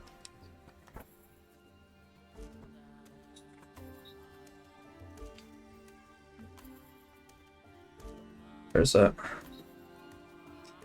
One of them that's not got a smashed up head, mostly just its body, has a strange blue triangle that's tattooed on its forehead. Kind of gestures Ang? to come over. Fights down. No, it kind of goes the opposite direction, but yeah, it's like a blue triangle on the forehead. Ah, Do any of Thank you God. recognize this? I don't know. Do we recognize this? Roll. Actually, no, don't roll at all. Nobody else would recognize it. Fair enough. Yeah, when Vrail looks at it, he would go, "Oh, I wonder what Oh. exactly they'd be doing over here." And what are they? Remember the Yuan-ti we ran into earlier? Yeah, the snake bros. This Yeah. Yes, this one seems to be. Is the corpse that of a human or a Yuan-ti or? Seems like a human. Oh. The symbol I recognize. He looks like the symbol of Das and Z, the current leader of the Yuan-ti, the one our friends earlier wanted to depose. The ones who, the evil guy of the revolution we unwittingly joined. The evil guy. I'm sorry, the revolution against who we unwittingly joined. Yes, well, I mean, I was already in on it, but you guys are kind of just around. I guess Well- we're in on it now. At least they're not square. True. At least they're not a square. Down it is. But why would a Knuckles. human be involved with him? I didn't know they had dealings with other species. Maybe they adopted him. It would seem unwise to not trade with others. These people are unsavory. They believe themselves to be superior to everyone else, and really, they do not treat everyone quite as nicely as the ones we met earlier.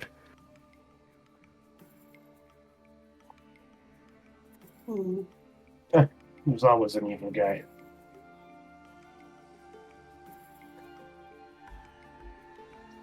Sorry, I did not hear you. I said there's always an evil guy somewhere. Oh yes, plenty of those around. In any case, we should keep an eye out. If you see this symbol again, Assume it means mean- trouble. Keep an eye on that person. Looking at the carts, I don't think we have to worry here. Looks like the big scaly monster and Ankylosaurus here has got it under control. Looks like Perhaps. they're like small horde that he's just demolished.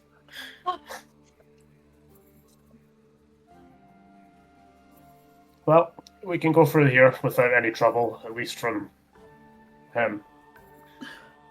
So, Good. Thank you, Ankylosaurus man. Hey, they all say thanks. Oh, you are welcome. I don't know what I do, but you can pass. You all nice. I'm going to give him a little bit of water because I don't know whether he can drink the water from here or if he struggles to get water. So I'm going to give him some of my Oh, okay. water. He seems a little confused at first when you step forwards, and it's just like this little eye kind of like blinks at you, and then just opens his mouth as you start to pour the water and starts kind of lapping it up, and he just goes, "Tastes good. Not had good water for a while." I'll leave him a few gallons just down there.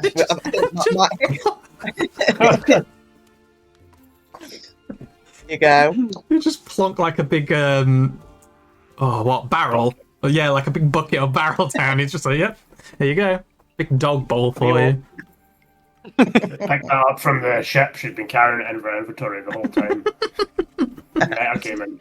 I think my purify food and water makes like a ridiculous amount of water, so we've got plenty. There we go.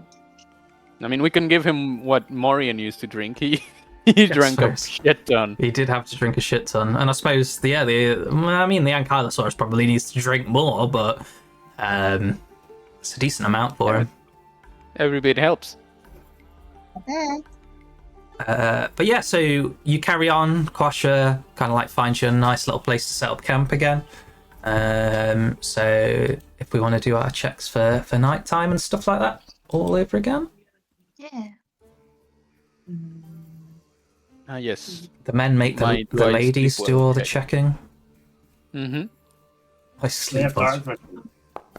It's true. They have a +10 in perception, but doesn't make a difference when I roll a disadvantage. Tundred's out this time.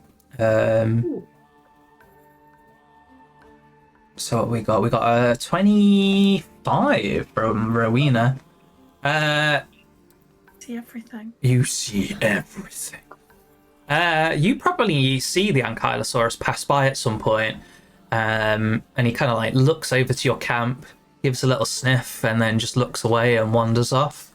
But that's like the most exciting thing that kind of happens during your time watching. Vilsey, as you're keeping watch out, you and John, you don't spot anything. Seems like a nice, quiet night. Oh, someone do me the weather roll.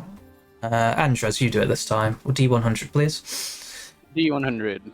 I want some rain. Some rain.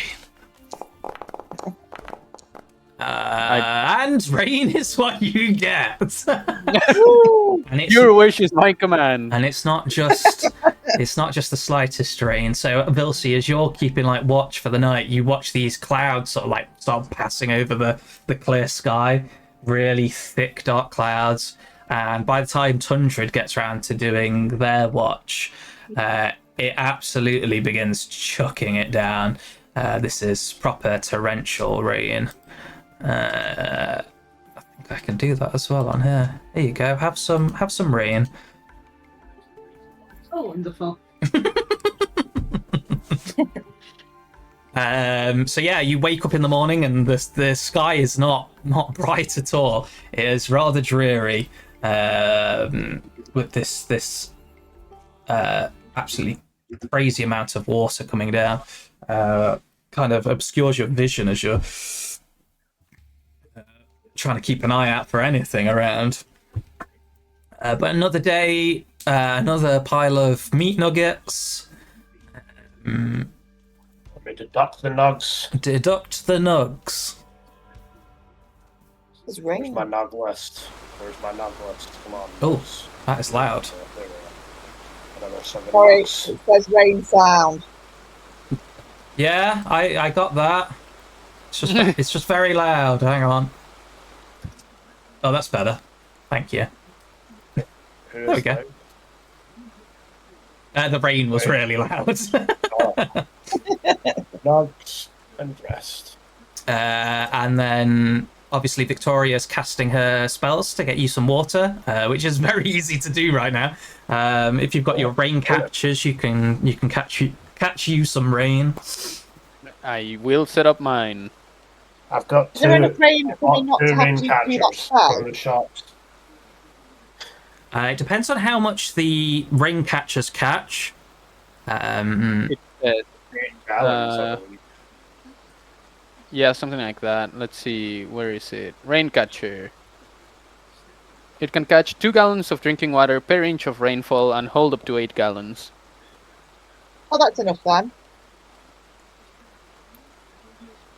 Oh yeah, because you'd get that like pretty quickly as well. So you kind of like set up the Oh. rain catcher in the morning as you're packing up, and it'll get the 8 gallons It's not- almost instantly. We've not got Morian either, so that's 4 gallons less that we need. Yeah. 8 gallon. It's 2 gallons each, isn't it? Yeah, for us, but Morian needed 4, but for the rest of us, it's just 2. Well, that only covers 4 people. 8 gallons for per rain catcher. Yeah, how many Okay. raincatchers do you have? 3, because I've got 2. Oh, there you Oh, go. nice. That's more than enough. Then you got like 24 gallons. Yo, Ankylosaur, do you want some more water?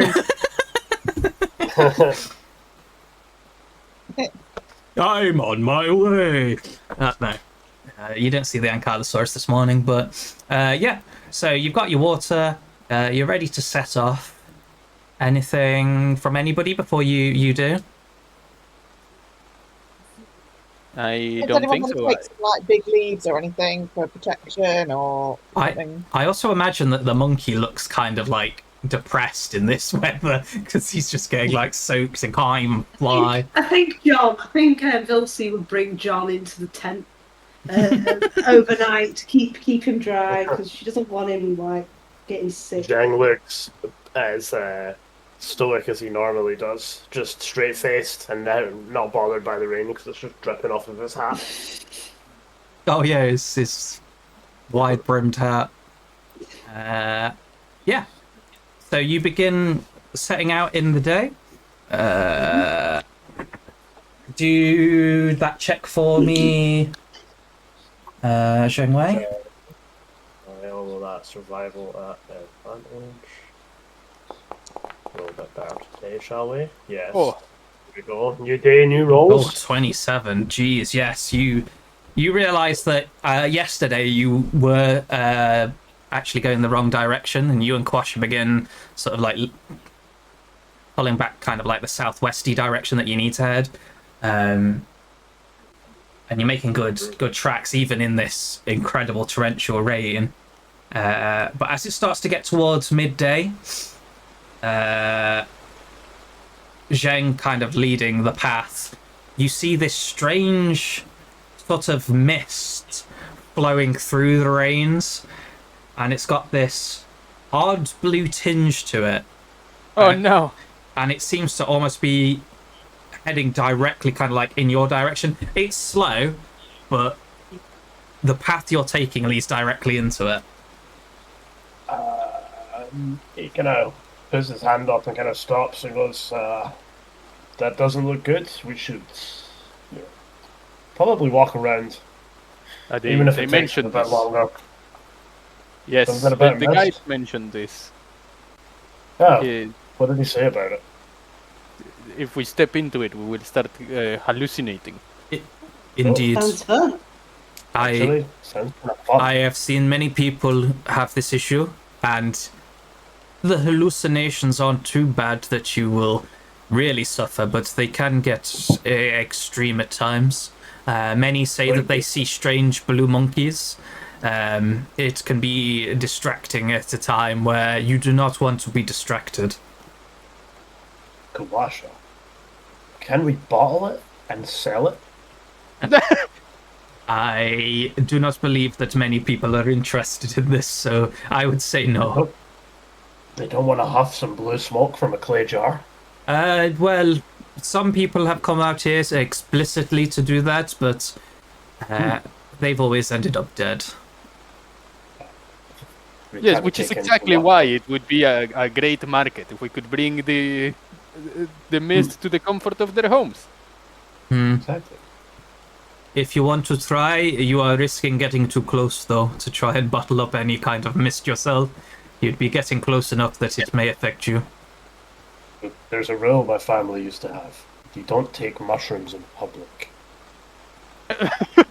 But Yeah. But mushrooms are for eating. Exactly. Oh, okay. Anyway, are we moving around? What is the plan here? Yeah, so I would suggest, you've heard of this blue mist, I suggest that we don't contact it, and we probably even if it's a longer path around, we avoid it at all costs. The Agreed. last thing we want is any of us hallucinating. Agreed. We should do that. Okay, we go around then, and you begin kind of trying to like skirt around it, which is a bit awkward because as a mass, it's just kind of slowly moving through the forests. And there's probably a couple of close shots, so like as you try to skirt around it and not realize that it's coming through where some foliage is. But with your survival check this morning, which was fantastic, you manage it. You get right round it, out the other side, and kind of like glancing back, you can see it sort of like softly disappearing off into the jungle behind you. But then the day begins.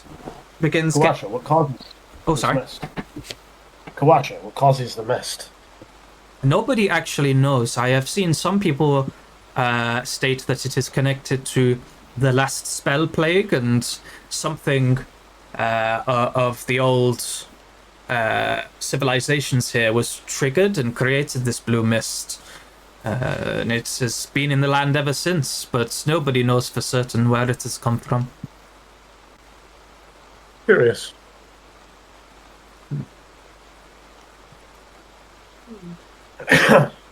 Well, let's march on. Let's go. Hopefully we can make it out by somewhere decent. Get these rain catchers set back up. But yeah, the rest of the day is relatively clear, and you set up camp in the evening and begin catching yourself some more rain for the next day. Let me switch you back. There you go. Oh no, I just switched it for me, not you. There you go. But yeah, so let's do some perception checks in the night. We'll do them at disadvantage due to the rain. Heavily obscuring your vision, especially in the dark. Oh, 19 from Tundra stuff. So Tundra on first watch. You don't spot anything specifically nefarious within the rains. Victoria, who goes second, it's very hard to see even for your vampiric senses.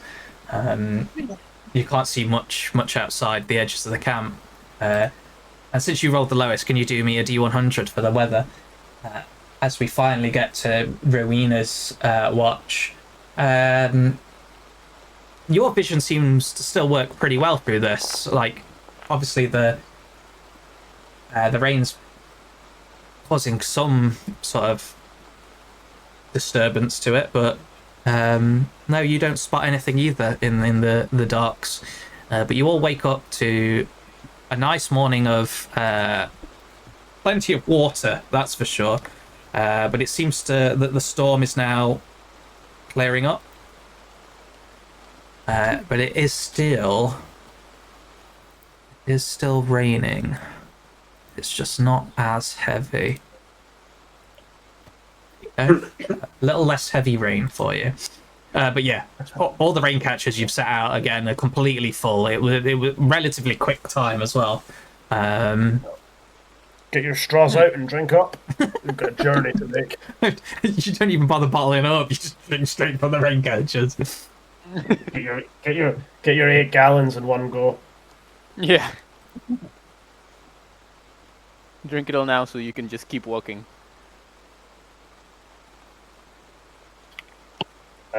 So I guess we pack up our stuff and go, right? You want a survival check?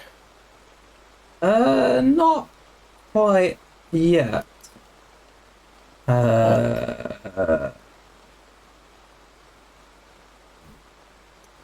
Can Making our way up to.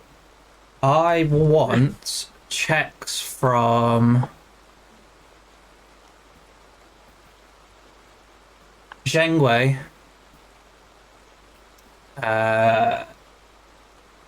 Tundred, Victoria. That's it. Perception checks. Oh, Perception. Interesting. you're left out. I do apologise, Nat. Yours was not quite high enough. It's a 23. Victoria. These still disadvantage. 20. No, the rain's not as heavy today, so no disadvantage for these ones. So does I roll in as well? What's your perception? I'm 26 from 100. 15? 15? No, not from you.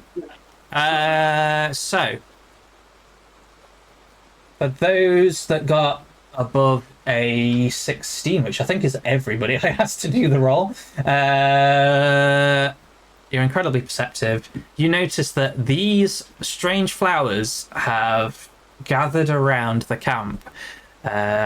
Each one has 3 heads of different flowery colours.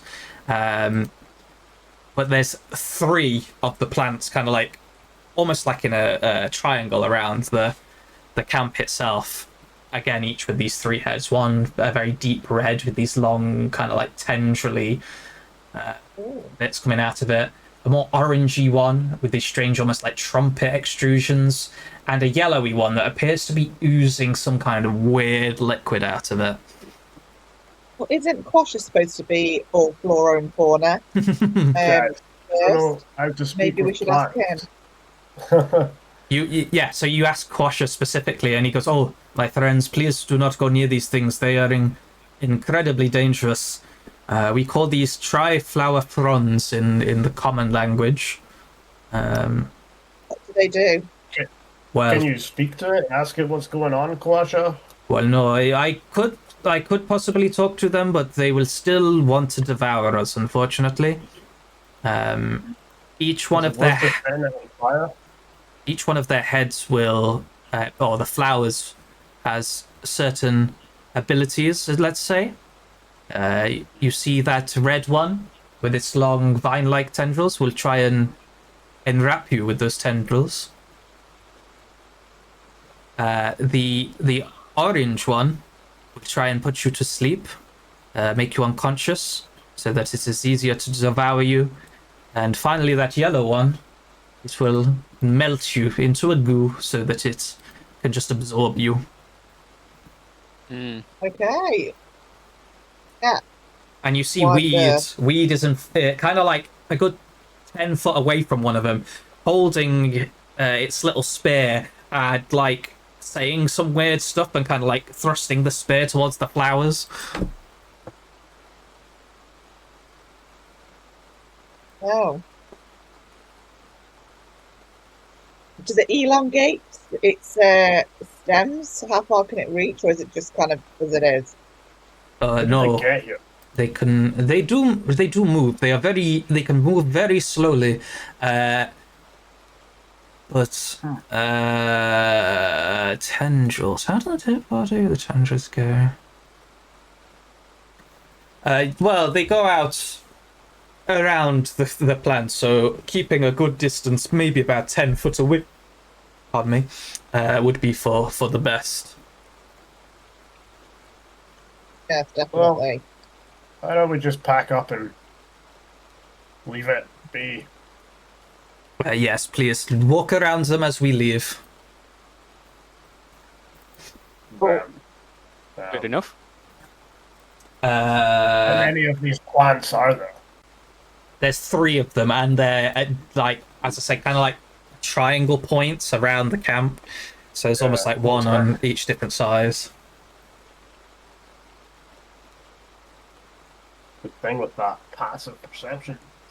So Zheng Wei, do your thing. I will survive. Oh, we'll survive. Yay, yay. But yeah, it's still a soft rain. 25. As you head out into the jungles. And at any point, if anybody wants to talk, please do. We've got plenty of time to be traveling. So if you want to talk between the group, please do. But Zheng is hacking plants away. yeah, He's walking through. and So imagine he's at the head, like walking through with Kawasha. yeah, Quasha will be helping as well. Like he kind of like every now and then speaks these soft words to kind of like make bigger vegetation kind of like move out of the way. He certainly has a way with plants, that's for sure. Let me change that to a lot right. So how? Yeah, I might ask him actually. So, how did you come to know all about the? Well, clearly you're a druid, of course, but are there any other dangerous plants we should be aware of around here?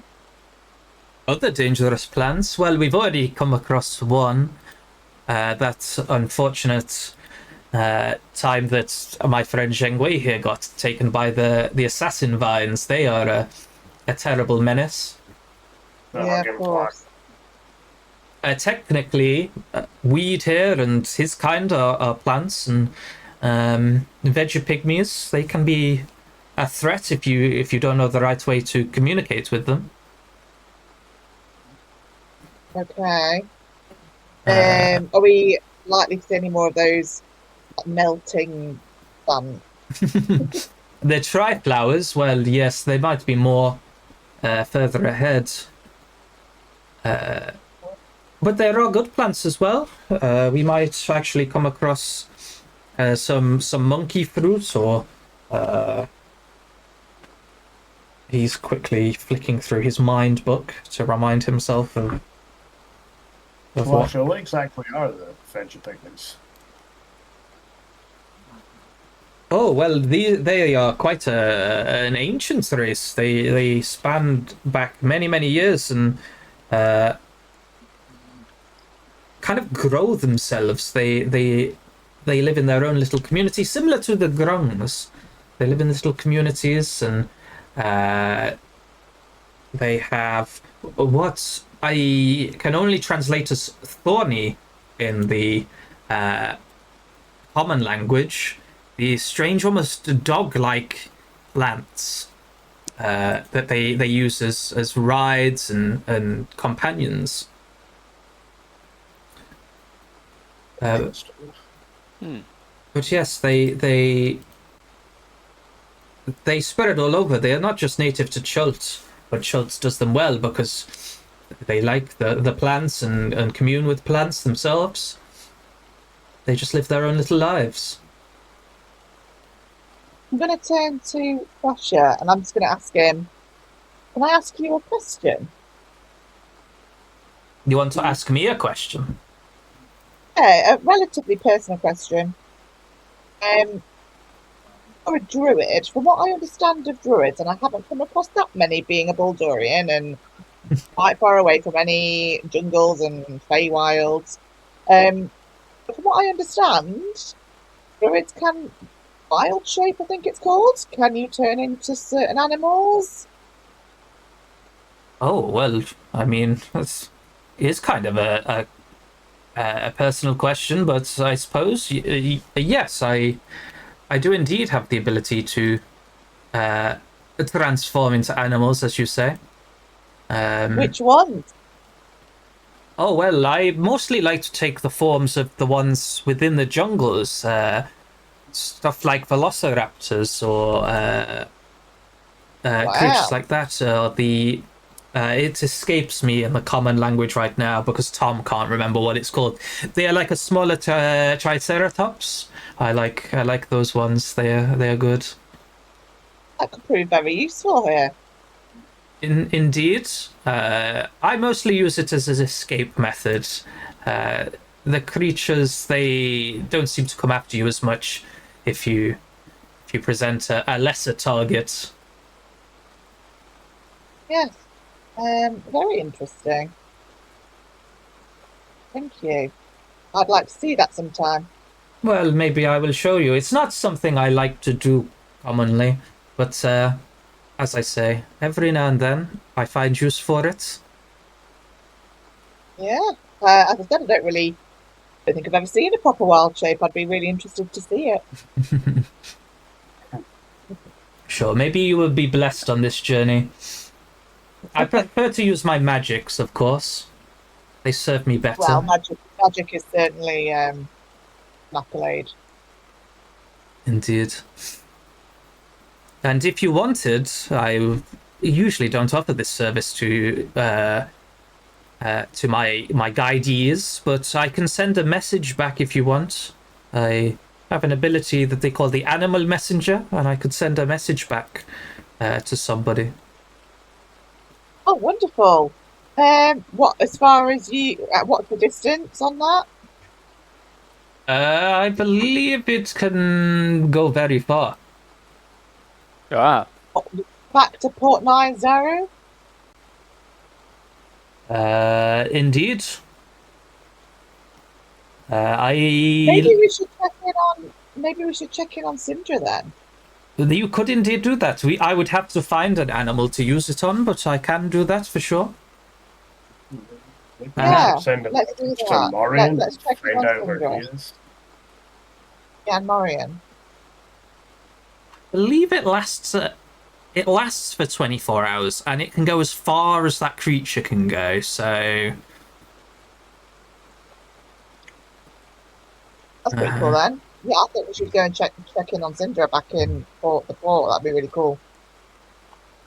if you wish, I hope she can send a message back, because it probably would not work on the way back. But sure, if you want to. Maybe we should update her on our progress through the jungle. Sure. It takes probably some time throughout the day. It takes a little while, but he finds a colourful little bird, and he says, "I can do it now if you wish."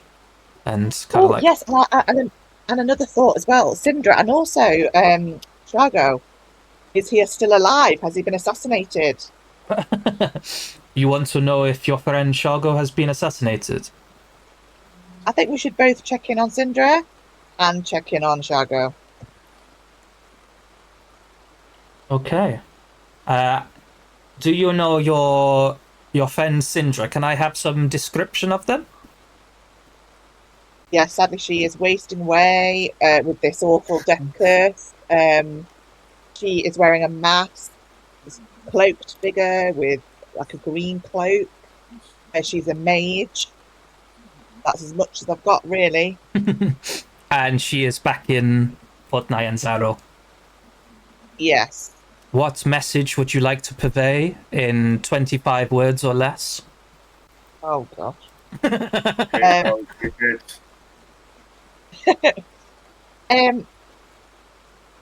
Successful. I'll say we have a lead, we have a heading. Good guide with cute pet. So far, so good. Love is alive. On task. I hope you're okay. What was that last bit? Sorry. I said, which bit did you get to? So far, so good. All of us alive. Yep. On task. On task. Hope you're okay. Is that 25 words? I sure hope you guys were counting, because I wasn't. Anyway, just something along those lines within 25 words will do.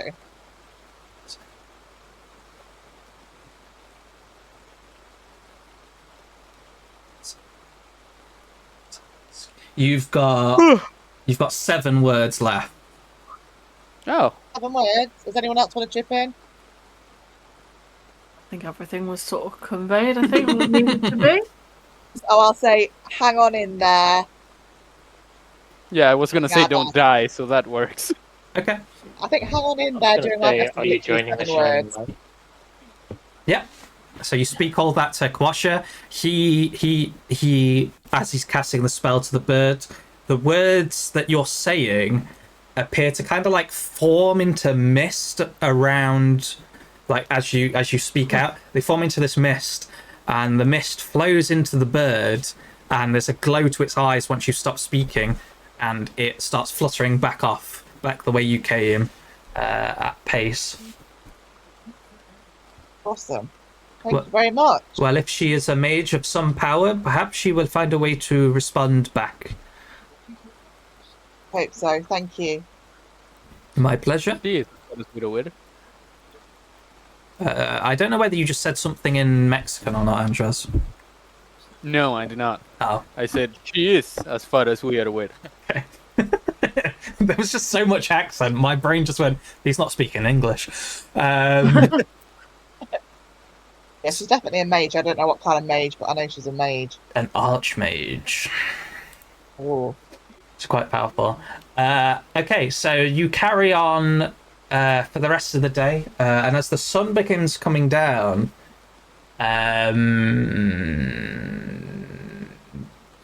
my above 15 passive perception people, you see these shadows kind of like cast over above you, and it kind of causes you to look up as there's the rain. Just making sure. As the rain. Yep. Oh, that's not the one. As the rain comes down, and you see quite a largish flock of creatures flying above you. Why is it not showing it to you? Hello? Hello. There we go. Of these, 7 of these flying dinosaur-like creatures are above you, kind of circling around. They appear to have spotted you as well, as their heads are kind of like tilted to the side, looking down. And you kind of like lose glimpses of them as they are circling around the thick vegetation above you. But they appear to be sticking about as the sun is going down.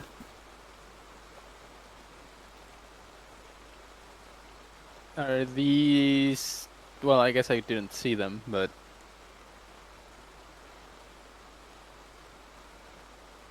They're of their body size. They're probably of like a human size, but their wingspan is obviously quite long for something that long. Yang points them out to everybody.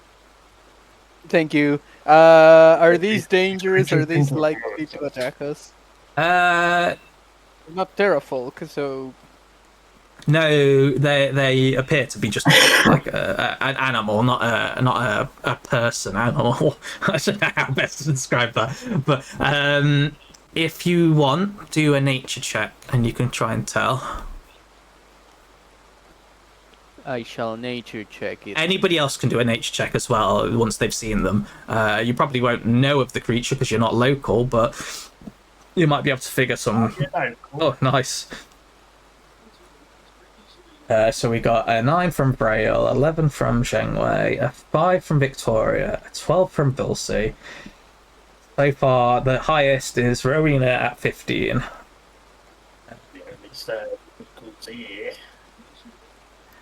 The rest of you unsure, but for Rowena, looking at these things, they look like they could be quite dangerous, and they are circling with a purpose. You think if given the chance, they may attack? They look hungry. And I think we look like a meal.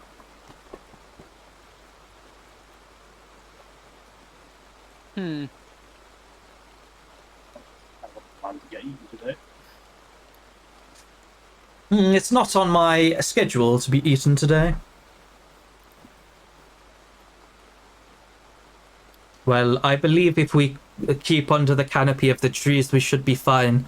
Just don't do anything that may make you open to attack, basically. Don't go out on your own or separate. They probably will keep their distance if we keep together. Fair enough. Are you saying they're ambush hunters? I mean, Single. any creature that's hungry will take its chances, but they take the easiest target first. Fair enough. Okay, let's kind of like stick towards the edge of the path and beneath the trees.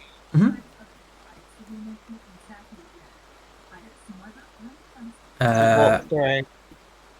Sounds like we should be safe then. But yeah, the sun is going down as these things carry on circling you, so you begin to find somewhere to make camp. I don't know if you want to make any additional precautions against featherless birds. I don't think I have those spells prepared. I switched out for other stuff. Yeah, I don't have those spells prepared. Okay. So first up, I would like let's do who hasn't rolled for me for a while. Andy, are you still there? Are you asleep? Okay, moving on. Rochelle. Yeah. Yes. Oh, never mind. Do me to a find the mute button. Yeah. do me a D100, please, for weather check before you do your perceptions. You're not allowed to find the mute button. If you mute yourself, you stay muted. I don't want to hear you anymore. No, sorry, I don't mean that at all. D100 63. Ah, it begins to clear up, and the clouds are gone.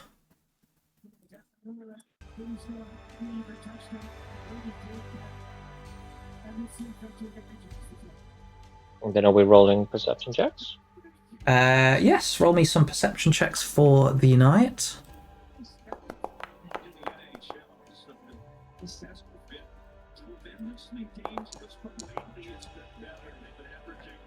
Yeah, Dulcie's tired. She's had enough of the seething.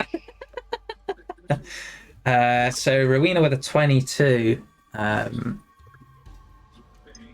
As the brain kind of like clears, you notice that the pterodons are still kind of like circling you now that the camp's up, but seeing that you're quite well sheltered, eventually they float off and disappear somewhere out of view. Seems like you've passed this trouble at the moment, which you then pass over to Tundred. Tundred, maybe you're too tired as well, like Vilsi said. You're finding it hard to focus and keep track of things. I don't notice anything in particular. Vilsi the same, maybe too tired for stuff. It's late. You've been walking for miles and it's just kind of getting to you. But finally, Victoria. It's becoming more morning when it's your watch. And maybe because you've got a bit more of an eye for these things. Where the hell is that?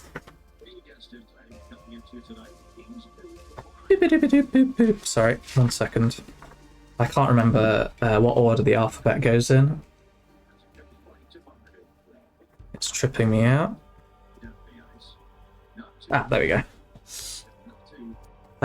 U comes after T. When it's your turn, let's put you onto the thing, actually. Not to ruin the surprise, but here you go.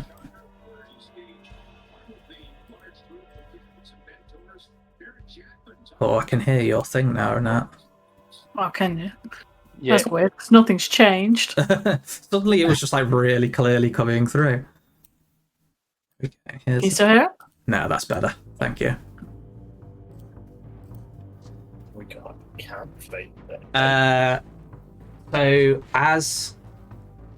as you're kind of like looking around, Victoria, maybe under instinct you activate your undead senses, and upon looking around you hear that noise that you make walking up the stairs, your ankles, as there's this like kind of like noise coming from within the jungles. Oh, can I just do my Channel Divinity? You may do in a moment. Oh. That's quite an awesome picture, to be honest. That is cool. It is. But as you look around, there are 15 of these things surrounding the camp. Oh, Ah. so I don't need to do my Channel Divinity then. See them. Not to see them, no. Oh, were you thinking of your Eyes of the Grave thing? Yeah, I was thinking of that Sense Undead thing, but if I can see them, I don't need to do it. No, but I'm saying that was what kind of like made you like you almost instinctively did it, and that's what made you Oh, I kind of see. like see them. Okey-dokey. I'll scream and say, like literally scream to everybody, hordes of undead! Well, that's. And I'll hold my This is a Raven very Queen, get my bad time. Raven Queen shield out and start praying and being on high alert. Very bad time to not have dark vision. You can see the campfire though, right? Because I am Yeah. a normal human. Yeah. Because I am a normal human. I like its little pulse and glow. It's like, ooh, pulse. That's neat. I love that. Yeah, Yeah, I it do is. like the effects. Okay, here we go. Right, let's start the combat tracker. Jeez, this is gonna be it's gonna be bad. Okay, I think I got everybody. Oh no, John! I forgot John. Oh, John. How dare you? You. He's the main character. He is the main character. He's the only one that's going to survive this entire story. Because he can fly away. Oh, Tundra can as well. Yeah. But we know True. that Tundra's a bit more. Tundred wouldn't run away. No, he likes to fly into danger. They like to fly into danger. They do.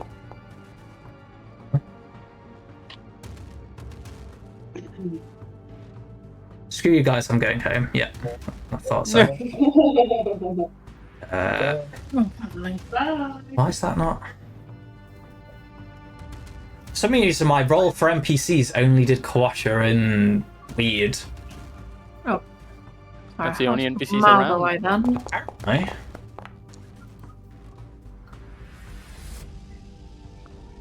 Can I just roll my skeletons, please? Are the skeletons main characters? Yes. They're the ones who are doing the campaign. They're going to march on. March take on over Port Knight and Courtney and Saru. Saru. Yeah. John's in the turn order again. He's just under Flying Monkey. I don't know why he comes up under a Flying Monkey on. Oh, so he's in there. That's Yeah. Sorry, I'm just having to roll each of these individually now because it just does not want to do it as a group. Yeah, there's only one group that has 2 skeletons in it. I don't know what's up with that. Oh, there's Also, another I one. forgot Watch you out. had this. Ah! Watch out, there's another one. It's you. Oh no, there's another one. Oh no!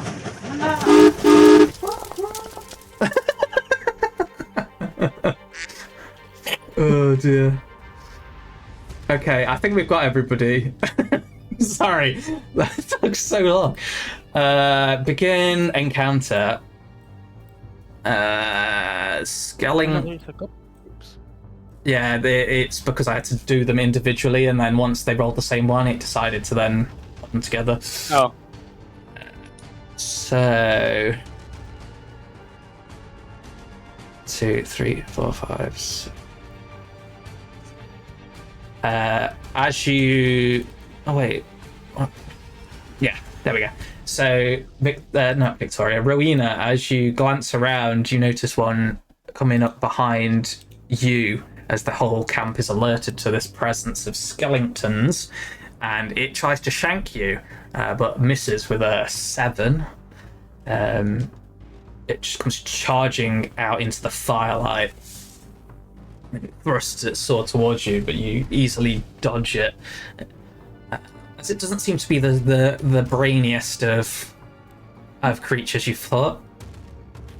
But then we go straight into Victoria's turn. Oh, right, I'm going to cast Spirit Guardians. Okay.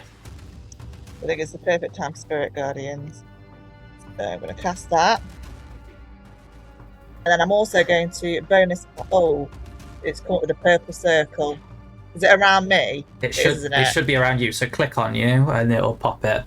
Yeah. Okay. So I'm also going to cast, as a bonus action... sugar. No, I can't do that because under the new rules, go concentration. Yeah. So, that's really annoying. See, this is where when I played a cleric last time, it was under the old rules. I could do Guardians, bonus action, spiritual weapon. I can't anymore. Okay. Spiritual Guardians. Okay, so I think it might. Yeah, it might just be that. That's an action, isn't it? Okay. None of them are currently in your area. Is there any of them that are near the other people of the party? There's one right next to. Yeah, if I moved over just a little notch, it would catch that one. Yeah, but there's also a horde down here that you can see. Another one on the other side over here that you can see. I actually see on the screen there. And over here. I'm pinging them for you. Oh, so if I move forwards a little bit, like... Circle's not moved though, but it should have done. I can move it for you. It should catch some of those at the front. Yeah, if you move a little bit further along, you could probably get all of these. Oh, necrotic? What, you had to move it? There you go. Yeah, there you can get all of those. So they need to make wisdom saves. Wisdom save? Whilst they're doing this, describe how you cast it and what your Spirit Guardians looks like. Just check about the saves, because I'm not sure. Is it a save? Yeah, it's a save. Okay. Right, it's the radiant ones that I cast, by the way. So you see this, it's still kind of like black, but instead of the green for necrotic, it's kind of like a yellowy gold that comes through it. So it's a mix of this kind of like gold and black emanating from like all of me, and it just literally enwraps. Kind of enwraps that kind of area in this goldy and black sort of shadowy mist. Sorry, I pressed the wrong button then. But yeah, but they are in the shape of ravens. Oh, little ravens going around. There's little ravens dancing like around me. So yeah, these little sort of like black but with gold tinged ravens begin like swarming around you as you step forwards. And this whole horde of skeletons gets caught in the middle of it. Most have failed apart from one, but I still think it takes half damage. So if you want to roll the damage for it.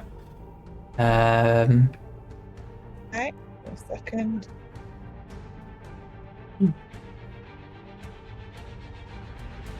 Yeah, they take half damage if they're... Oh, that's not a bad roll at all. So, Skelly Bob here. Okay.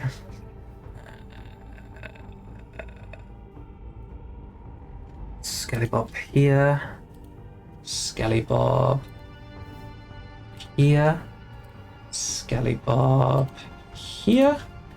And then finally, the last one that took half damage.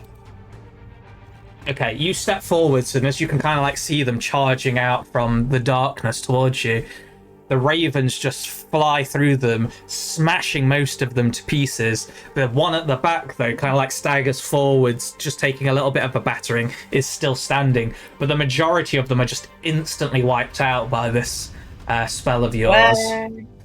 That's great. Love it. Anything else before you end your turn? I think she's just looking really empowered at the moment. Really empowered, so. I'm doing That's the me, job I for don't you, Raven have any Queen. bonus- yeah. Yeah, she's determined. I don't think I've got any bonus actions I can use right now. So I think I'm alright.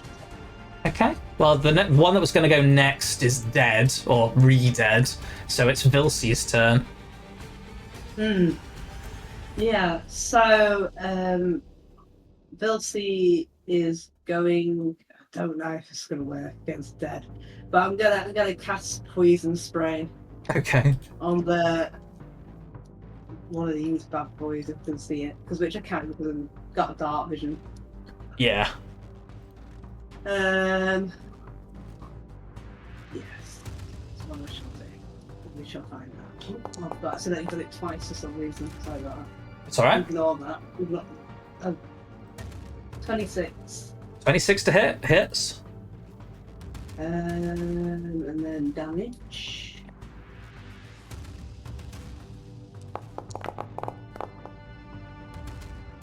So excellent shot. You gob one straight in its skeletal face, and the poison kind of like oozes into its empty eye sockets.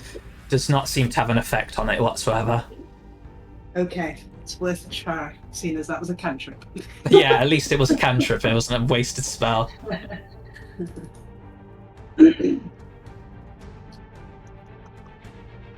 Any bonus action or anything like that? No, that's me done. Okay.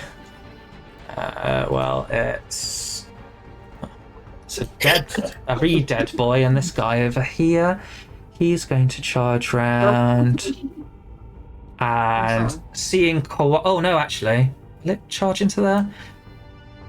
You know what? It would, because it's undead and it just wants to kill. So I'm going to roll a wisdom save on thingies. Oh, it passes. Do me damage for your spirit guardians as this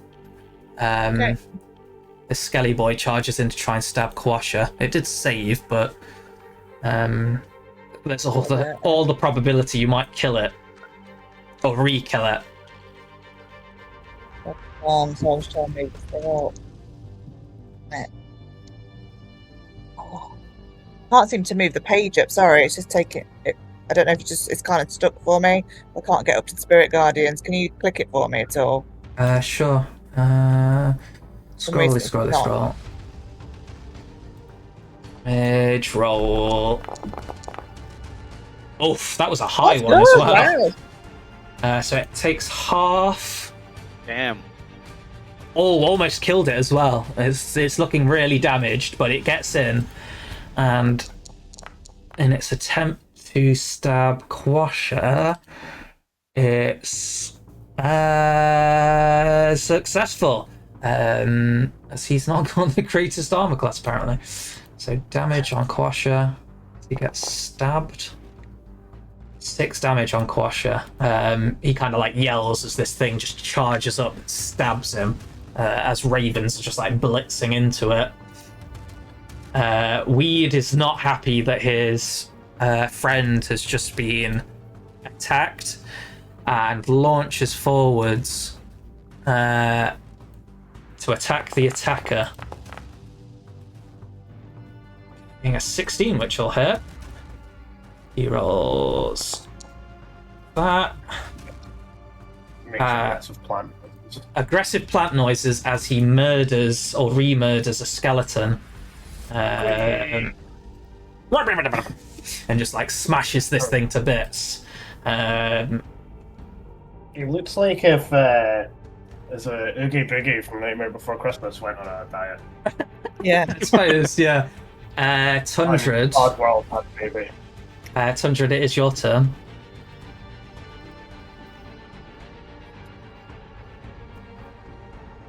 What if I don't want it to be? You can get back to sleep. You might just be stabbed in your sleep there if you wanna take that.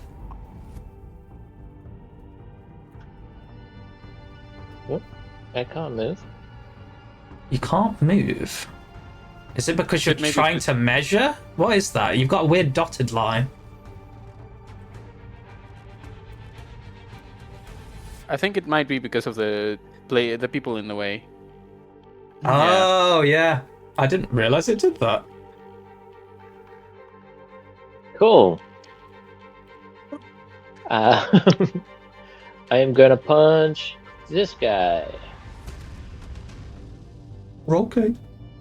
You just flew into the darkness. I have no idea what's going on. Yeah, that's it. You just see Tundra fly off into the darkness out of the campfire, and you just hear a kind of a solid thunk noise as they successfully punch a skeleton in the face. That's I think good. how creepy it would be in real life. Like skeletons don't make any noise; they just whatever they step on. I always think there's like a bit of a creak to their bones and their joints as they're moving, but yeah, I suppose like breathing and everything else they wouldn't be doing. Oh god, yeah, it's all disappeared. So like, you put yourself in that situation, it's really creepy. Like, you know, to wake Yeah. up and you're surrounded by like just skeletons. Solid hit. Yeah. But it is still just standing. I guess you kind of like knock off its jaw as you punch it. But its empty eye sockets carry on staring at you. Cool. I'm gonna grapple it. Of course. I'd expect no less.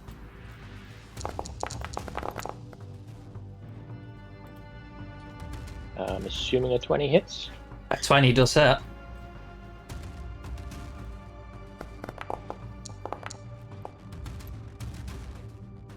And damage. 10 on the same one. Yep. It is re-dead. Nice. And It appears your fists are very effective on these things. When you hit them, they appear to take quite a considerable amount of damage.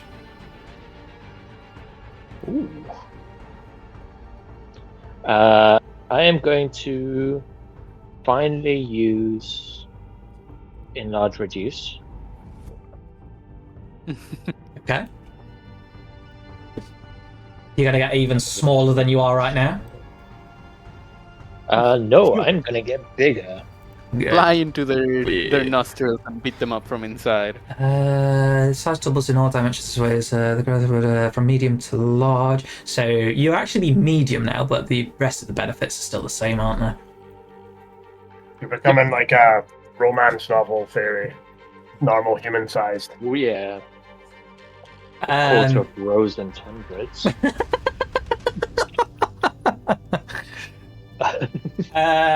Cool, and then I'm gonna flurry of blows. Oh wait, This guy here. Is that just a?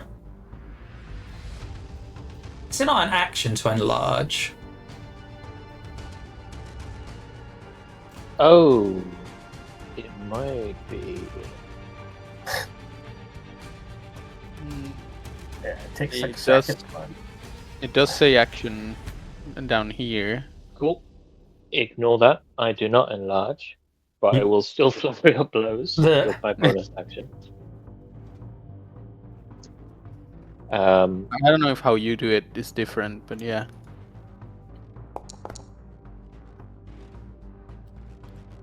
To your right or to your left? To my left. At the bottom. That one unfortunately has a 30 armor class. No, I'm joking. You hit. Oh damn! Can you imagine? The second one as well. Actually, as part of Tavern Brawler, is it only once per turn I can grapple?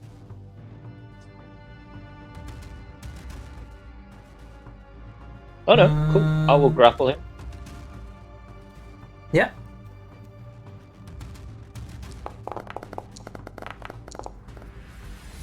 Nat 20. Critical damage. Since no one else is doing it. Ah, No, I didn't even realize there was a crit.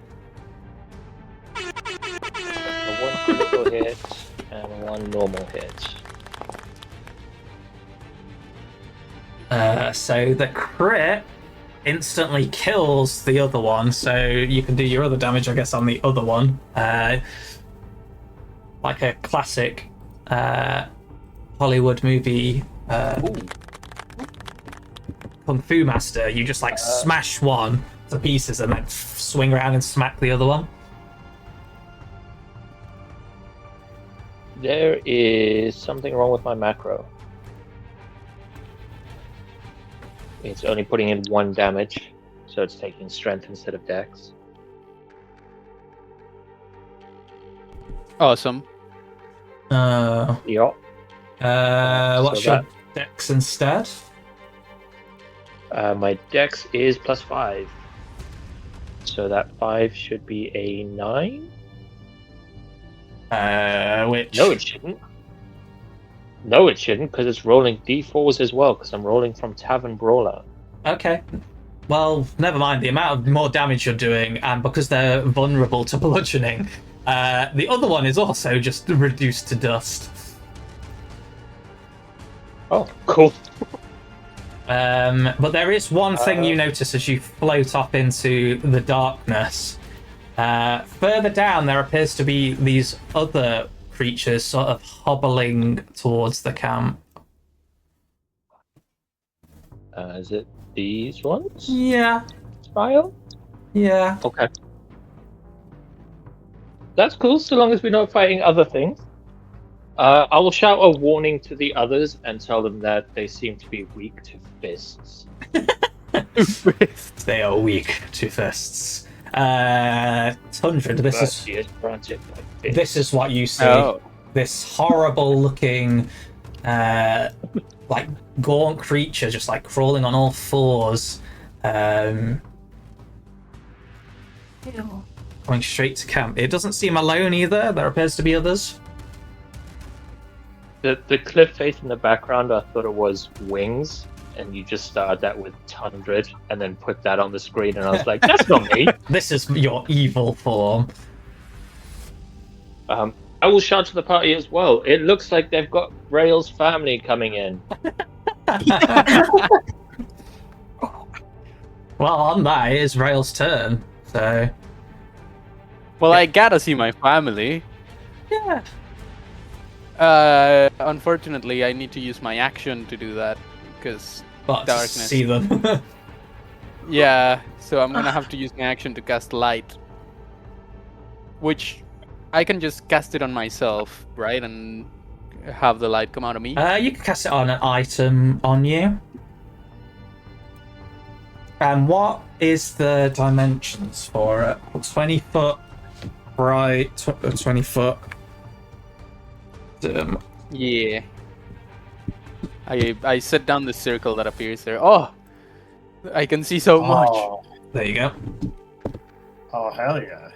I can This see is- things. There you Oh go. yeah, this That- is much nicer. You can now see Just some of your family kind of further down this sort of cliff come hobbling up. My family was As we were much once more a handsome guest. than that. And I've got the nice plates out. What are the ones over here? I guess those are just skeletons? Yeah. Yeah, this group here are skeletons. Sorry, I'm just rolling dice for the ghouls now. Well, the bad news is there ain't shit I can do with my bonus action, really. I can push or pull people. I can cast jump. You can cast jump!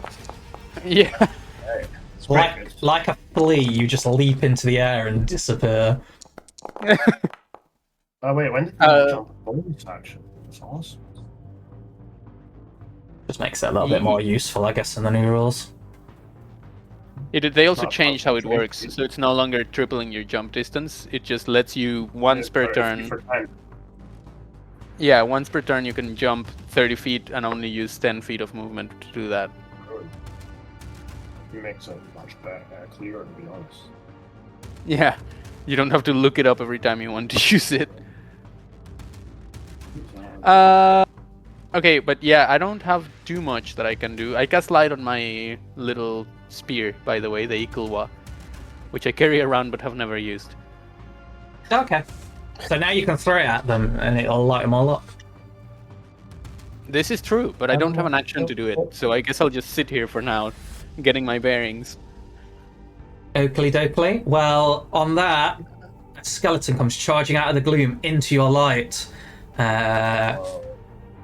It'll go for Vilsey because she's nicely lit up now. It's a good thing I can see them now. I can see them attacking my friends. Does a 12 hit Vilsey? No. Sweet. So it charges forwards, tries to stab you, but I guess being small, you managed to duck out of the way quite easily. Reactions. Oh yeah, do you have something like what's it called? Oh, I have counterspell, but that's not really appropriate. No. A counter spell. It's short sword. Nah, yeah, it's not really gonna work. By the way, I think once we get to the end of this initiative order, I'll end the session and we'll do it for next time. I'm so glad you said that. I realised the time, and this combat might go on a while because there's so many enemies. I am so Well, another skeleton is going to come charging up, and this one's going to go for you, Braille, as you've kindly lit up yourself. Available for stabbing. Not with a nat 8. Oh, you wouldn't have your mage armor on, but I suppose it's not going to be that low. No, it's not. It's another dead skeleton. It's Zheng Gui's turn. What is this? It's a Skelly Bob trying to stab Rowena. Right. Cool. Awesome. Oh, it tried to stab to know. me? Yeah, that was before though, like right at the beginning. Oh, yeah. I'm gonna walk away. You can take his attack of opportunity. The head just spins round as you try to step away, and 22 to hit. 22 to hit will hit me. He manages to and max damage on that as well. 9 hit points from you, Zhengwei. As you step away from the skeleton, it takes its advantage and stabs you in the side. And ignore that. That's doesn't to be done because I'm not concentrating on snare and strike. That's from the board fight. I'm gonna cast a spell. I cast a spell on you. Big spell. I'm gonna spend a second level spell slot. A Second level spell slot. A second level spell slot. And this spell is going to be cast right. You can place the. Yeah, there you go. There we go. Spike growth. I take a bomb out of my bag and I just lob it. And yeah, I guess what's our roll damage? As it explodes outwards. The transformation of ground can enlarge any creature that can't see the area. And a creature moves into or within the area, so it won't be until their turn. Okay. 1 second. Duration. When a creature moves onto the room, transformation of ground is camouflaged to look natural. Any creature that can't see the area when the spell is cast must make a search action, which succeeding a wisdom perception survival check against your spell to see to recognize the terrain as hazardous before entering it. So they must basically spend an action to decide if the terrain's hazardous. Yeah. So I guess it just looks like really like thorns and stuff just start winding, like fast growth thorns and vines just kind of start weaving their way between the undergrowth and the plants of the jungle and like wrapping themselves at their weird convenient locations. Yeah, just in this exact area. Yeah. And then as I can only can you still only cast one spell per turn? Yeah, that's still a rule. Still a rule. Well, I guess I must have can. Yeah, okay. That's But cool. That's I fine. don't know. I'd never really see the advantage in that one. So I can move another 10 feet, so I'm going to move towards Victoria. Okay. Side flap to this 10. Well, it is a Skelly Bob's turn, and it is in your thing. So when it moves 5 foot out of it, it will take whatever damage. Well, you rolled damage already, so I'll do that one. So it takes 4 damage walking out of it, and seeing as you just came towards it, charges at you and attempts to stab you for nat 2 on the dice. 7, which is not gonna hit. I put him in the chest as he approaches. Back. Down, boy, down. It is Rowena's turn. Cool. So, fun fact.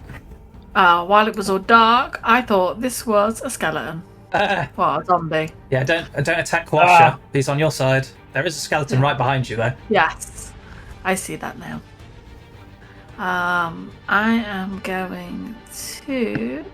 Oh, is your dark vision not set to the 120 foot, though? No. Hang on, let me change that for you. Yeah, the only thing I can really do up close is this. Oh, I don't think that's going to do a lot.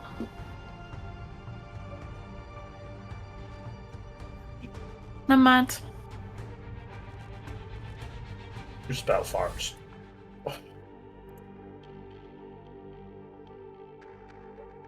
Oh, no, yeah, you tried to cast your hand out of the skeleton, and it just kind of like steps back to dodge it. The ghouls are not in the initiative yet, so it's going to be Quash's turn. Who will step around to help get you out, Rowena. Casting Shalalale.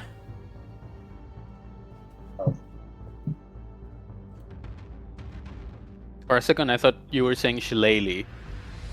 Oh, It was Shillelagh. Shillelagh. it didn't show up in the thing, and I heard that, looked up, and read chill touch. So I was like, oh. I must be hearing things. Must have been the wind. Okay.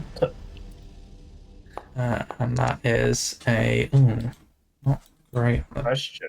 damage. Does Shalala not allow him to use his spellcasting modifier for... I'm reading it now.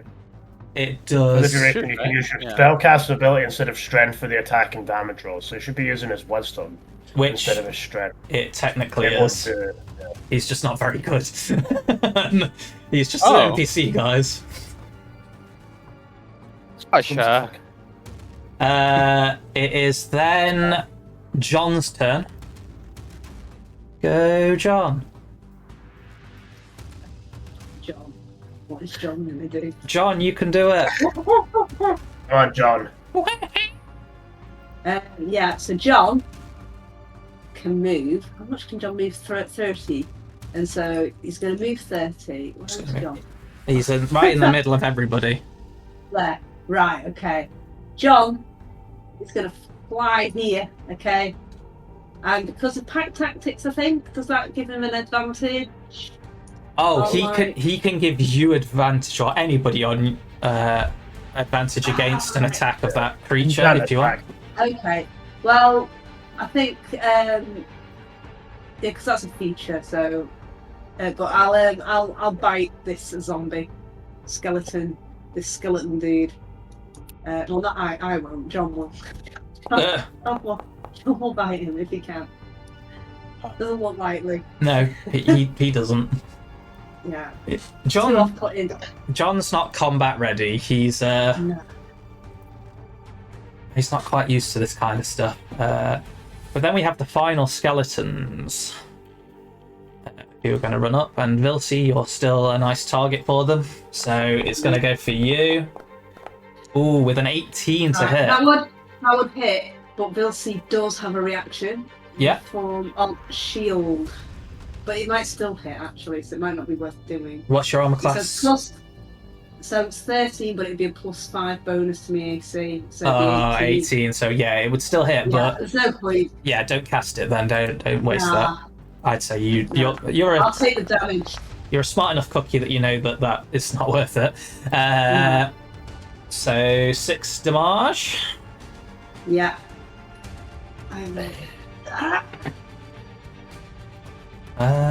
And then this guy who's going to take 1, So it's 2, 2d4 3. feet. Yeah, for every He's going to 5 take feet. 2 of the damages. So if you could do that So for me, kindly, Shane. 4d4. 4d4. 1. There's. Oh wait, 2d4 situation. So no. Can I change this to like 4d4? No, just roll it twice. Yeah, just roll it twice. That's easier. Do I have to roll that concentration thing there? 2. Oh, what are you even I don't think you're concentrating on anything, so no. Skeleton takes 9 piercing damage. As it tries Okay. to walk out of the It does a good amount of damage. Question. The language of spike growth, I was just rereading it because I was confused about something. It says when a creature moves into or within the area. I don't really understand what that interpretation means. Does that mean when it already starts its turn within the area? Yeah, it takes so 2d4 piercing damage? I'm essentially saying that first space that they're on, if they start moving, they take damage from that square. So, Okay. so 1, Okay. 2, that's how I counted it. Rather than it stepped onto the next tile, it would only be 1. It doesn't make much sense to me because it passed through 2 tiles worth of space. Yeah. No, I just wondered about the interpretation. It was quite confusing with the language. I was like, Yeah. okay, strange. Anyway, 12 does not hit me. No, I didn't think so. So moving swiftly on, I'm going to do a con save. Oh no, it's a whiz save, but it's probably not even going to make it. I'll just say, because this had so little health left, that last skeleton that Victoria stepped towards just instantly gets obliterated by little ravens at the start of its turn. It goes to walk forwards towards Victoria, wielding its short sword, and takes 1 step and just whoosh, scatters into a million little bits of bones. But as I said, that shall be the end of this round, because it is going to go on for a little bit longer, and this is way too late for all of us that have work tomorrow. So you can catch us all next time. We will see whether these guys survive the rest of this combat encounter with the remaining skeletons and the oncoming family that Vrail left behind. Jokes, they're ghouls. I thought you guys were all dead. Mummy, Daddy, you're back! No, but that's it for this. It doesn't seem to be live. I don't know what's going on because it says it's streaming, but this video will be up on Thursday. Everybody's probably watching it from Thursday, so catch us live next Sunday. Hopefully YouTube works then. We'll be doing Baldur's Gate tomorrow, or catch those videos on Saturday. I don't know if anybody else wants to say. Yeah. Do it, watch us, or we'll watch you. Yeah. Jamie will track you down and watch you if you don't watch us. Get from a really convenient, comfortable location and just stare. Nothing more. Just be always in the vicinity and it'll just weird you out. It would be weird. I've seen him do it. But yeah, I guess everybody say bye. Bye. Bye, everybody. Wow, that's not what he said.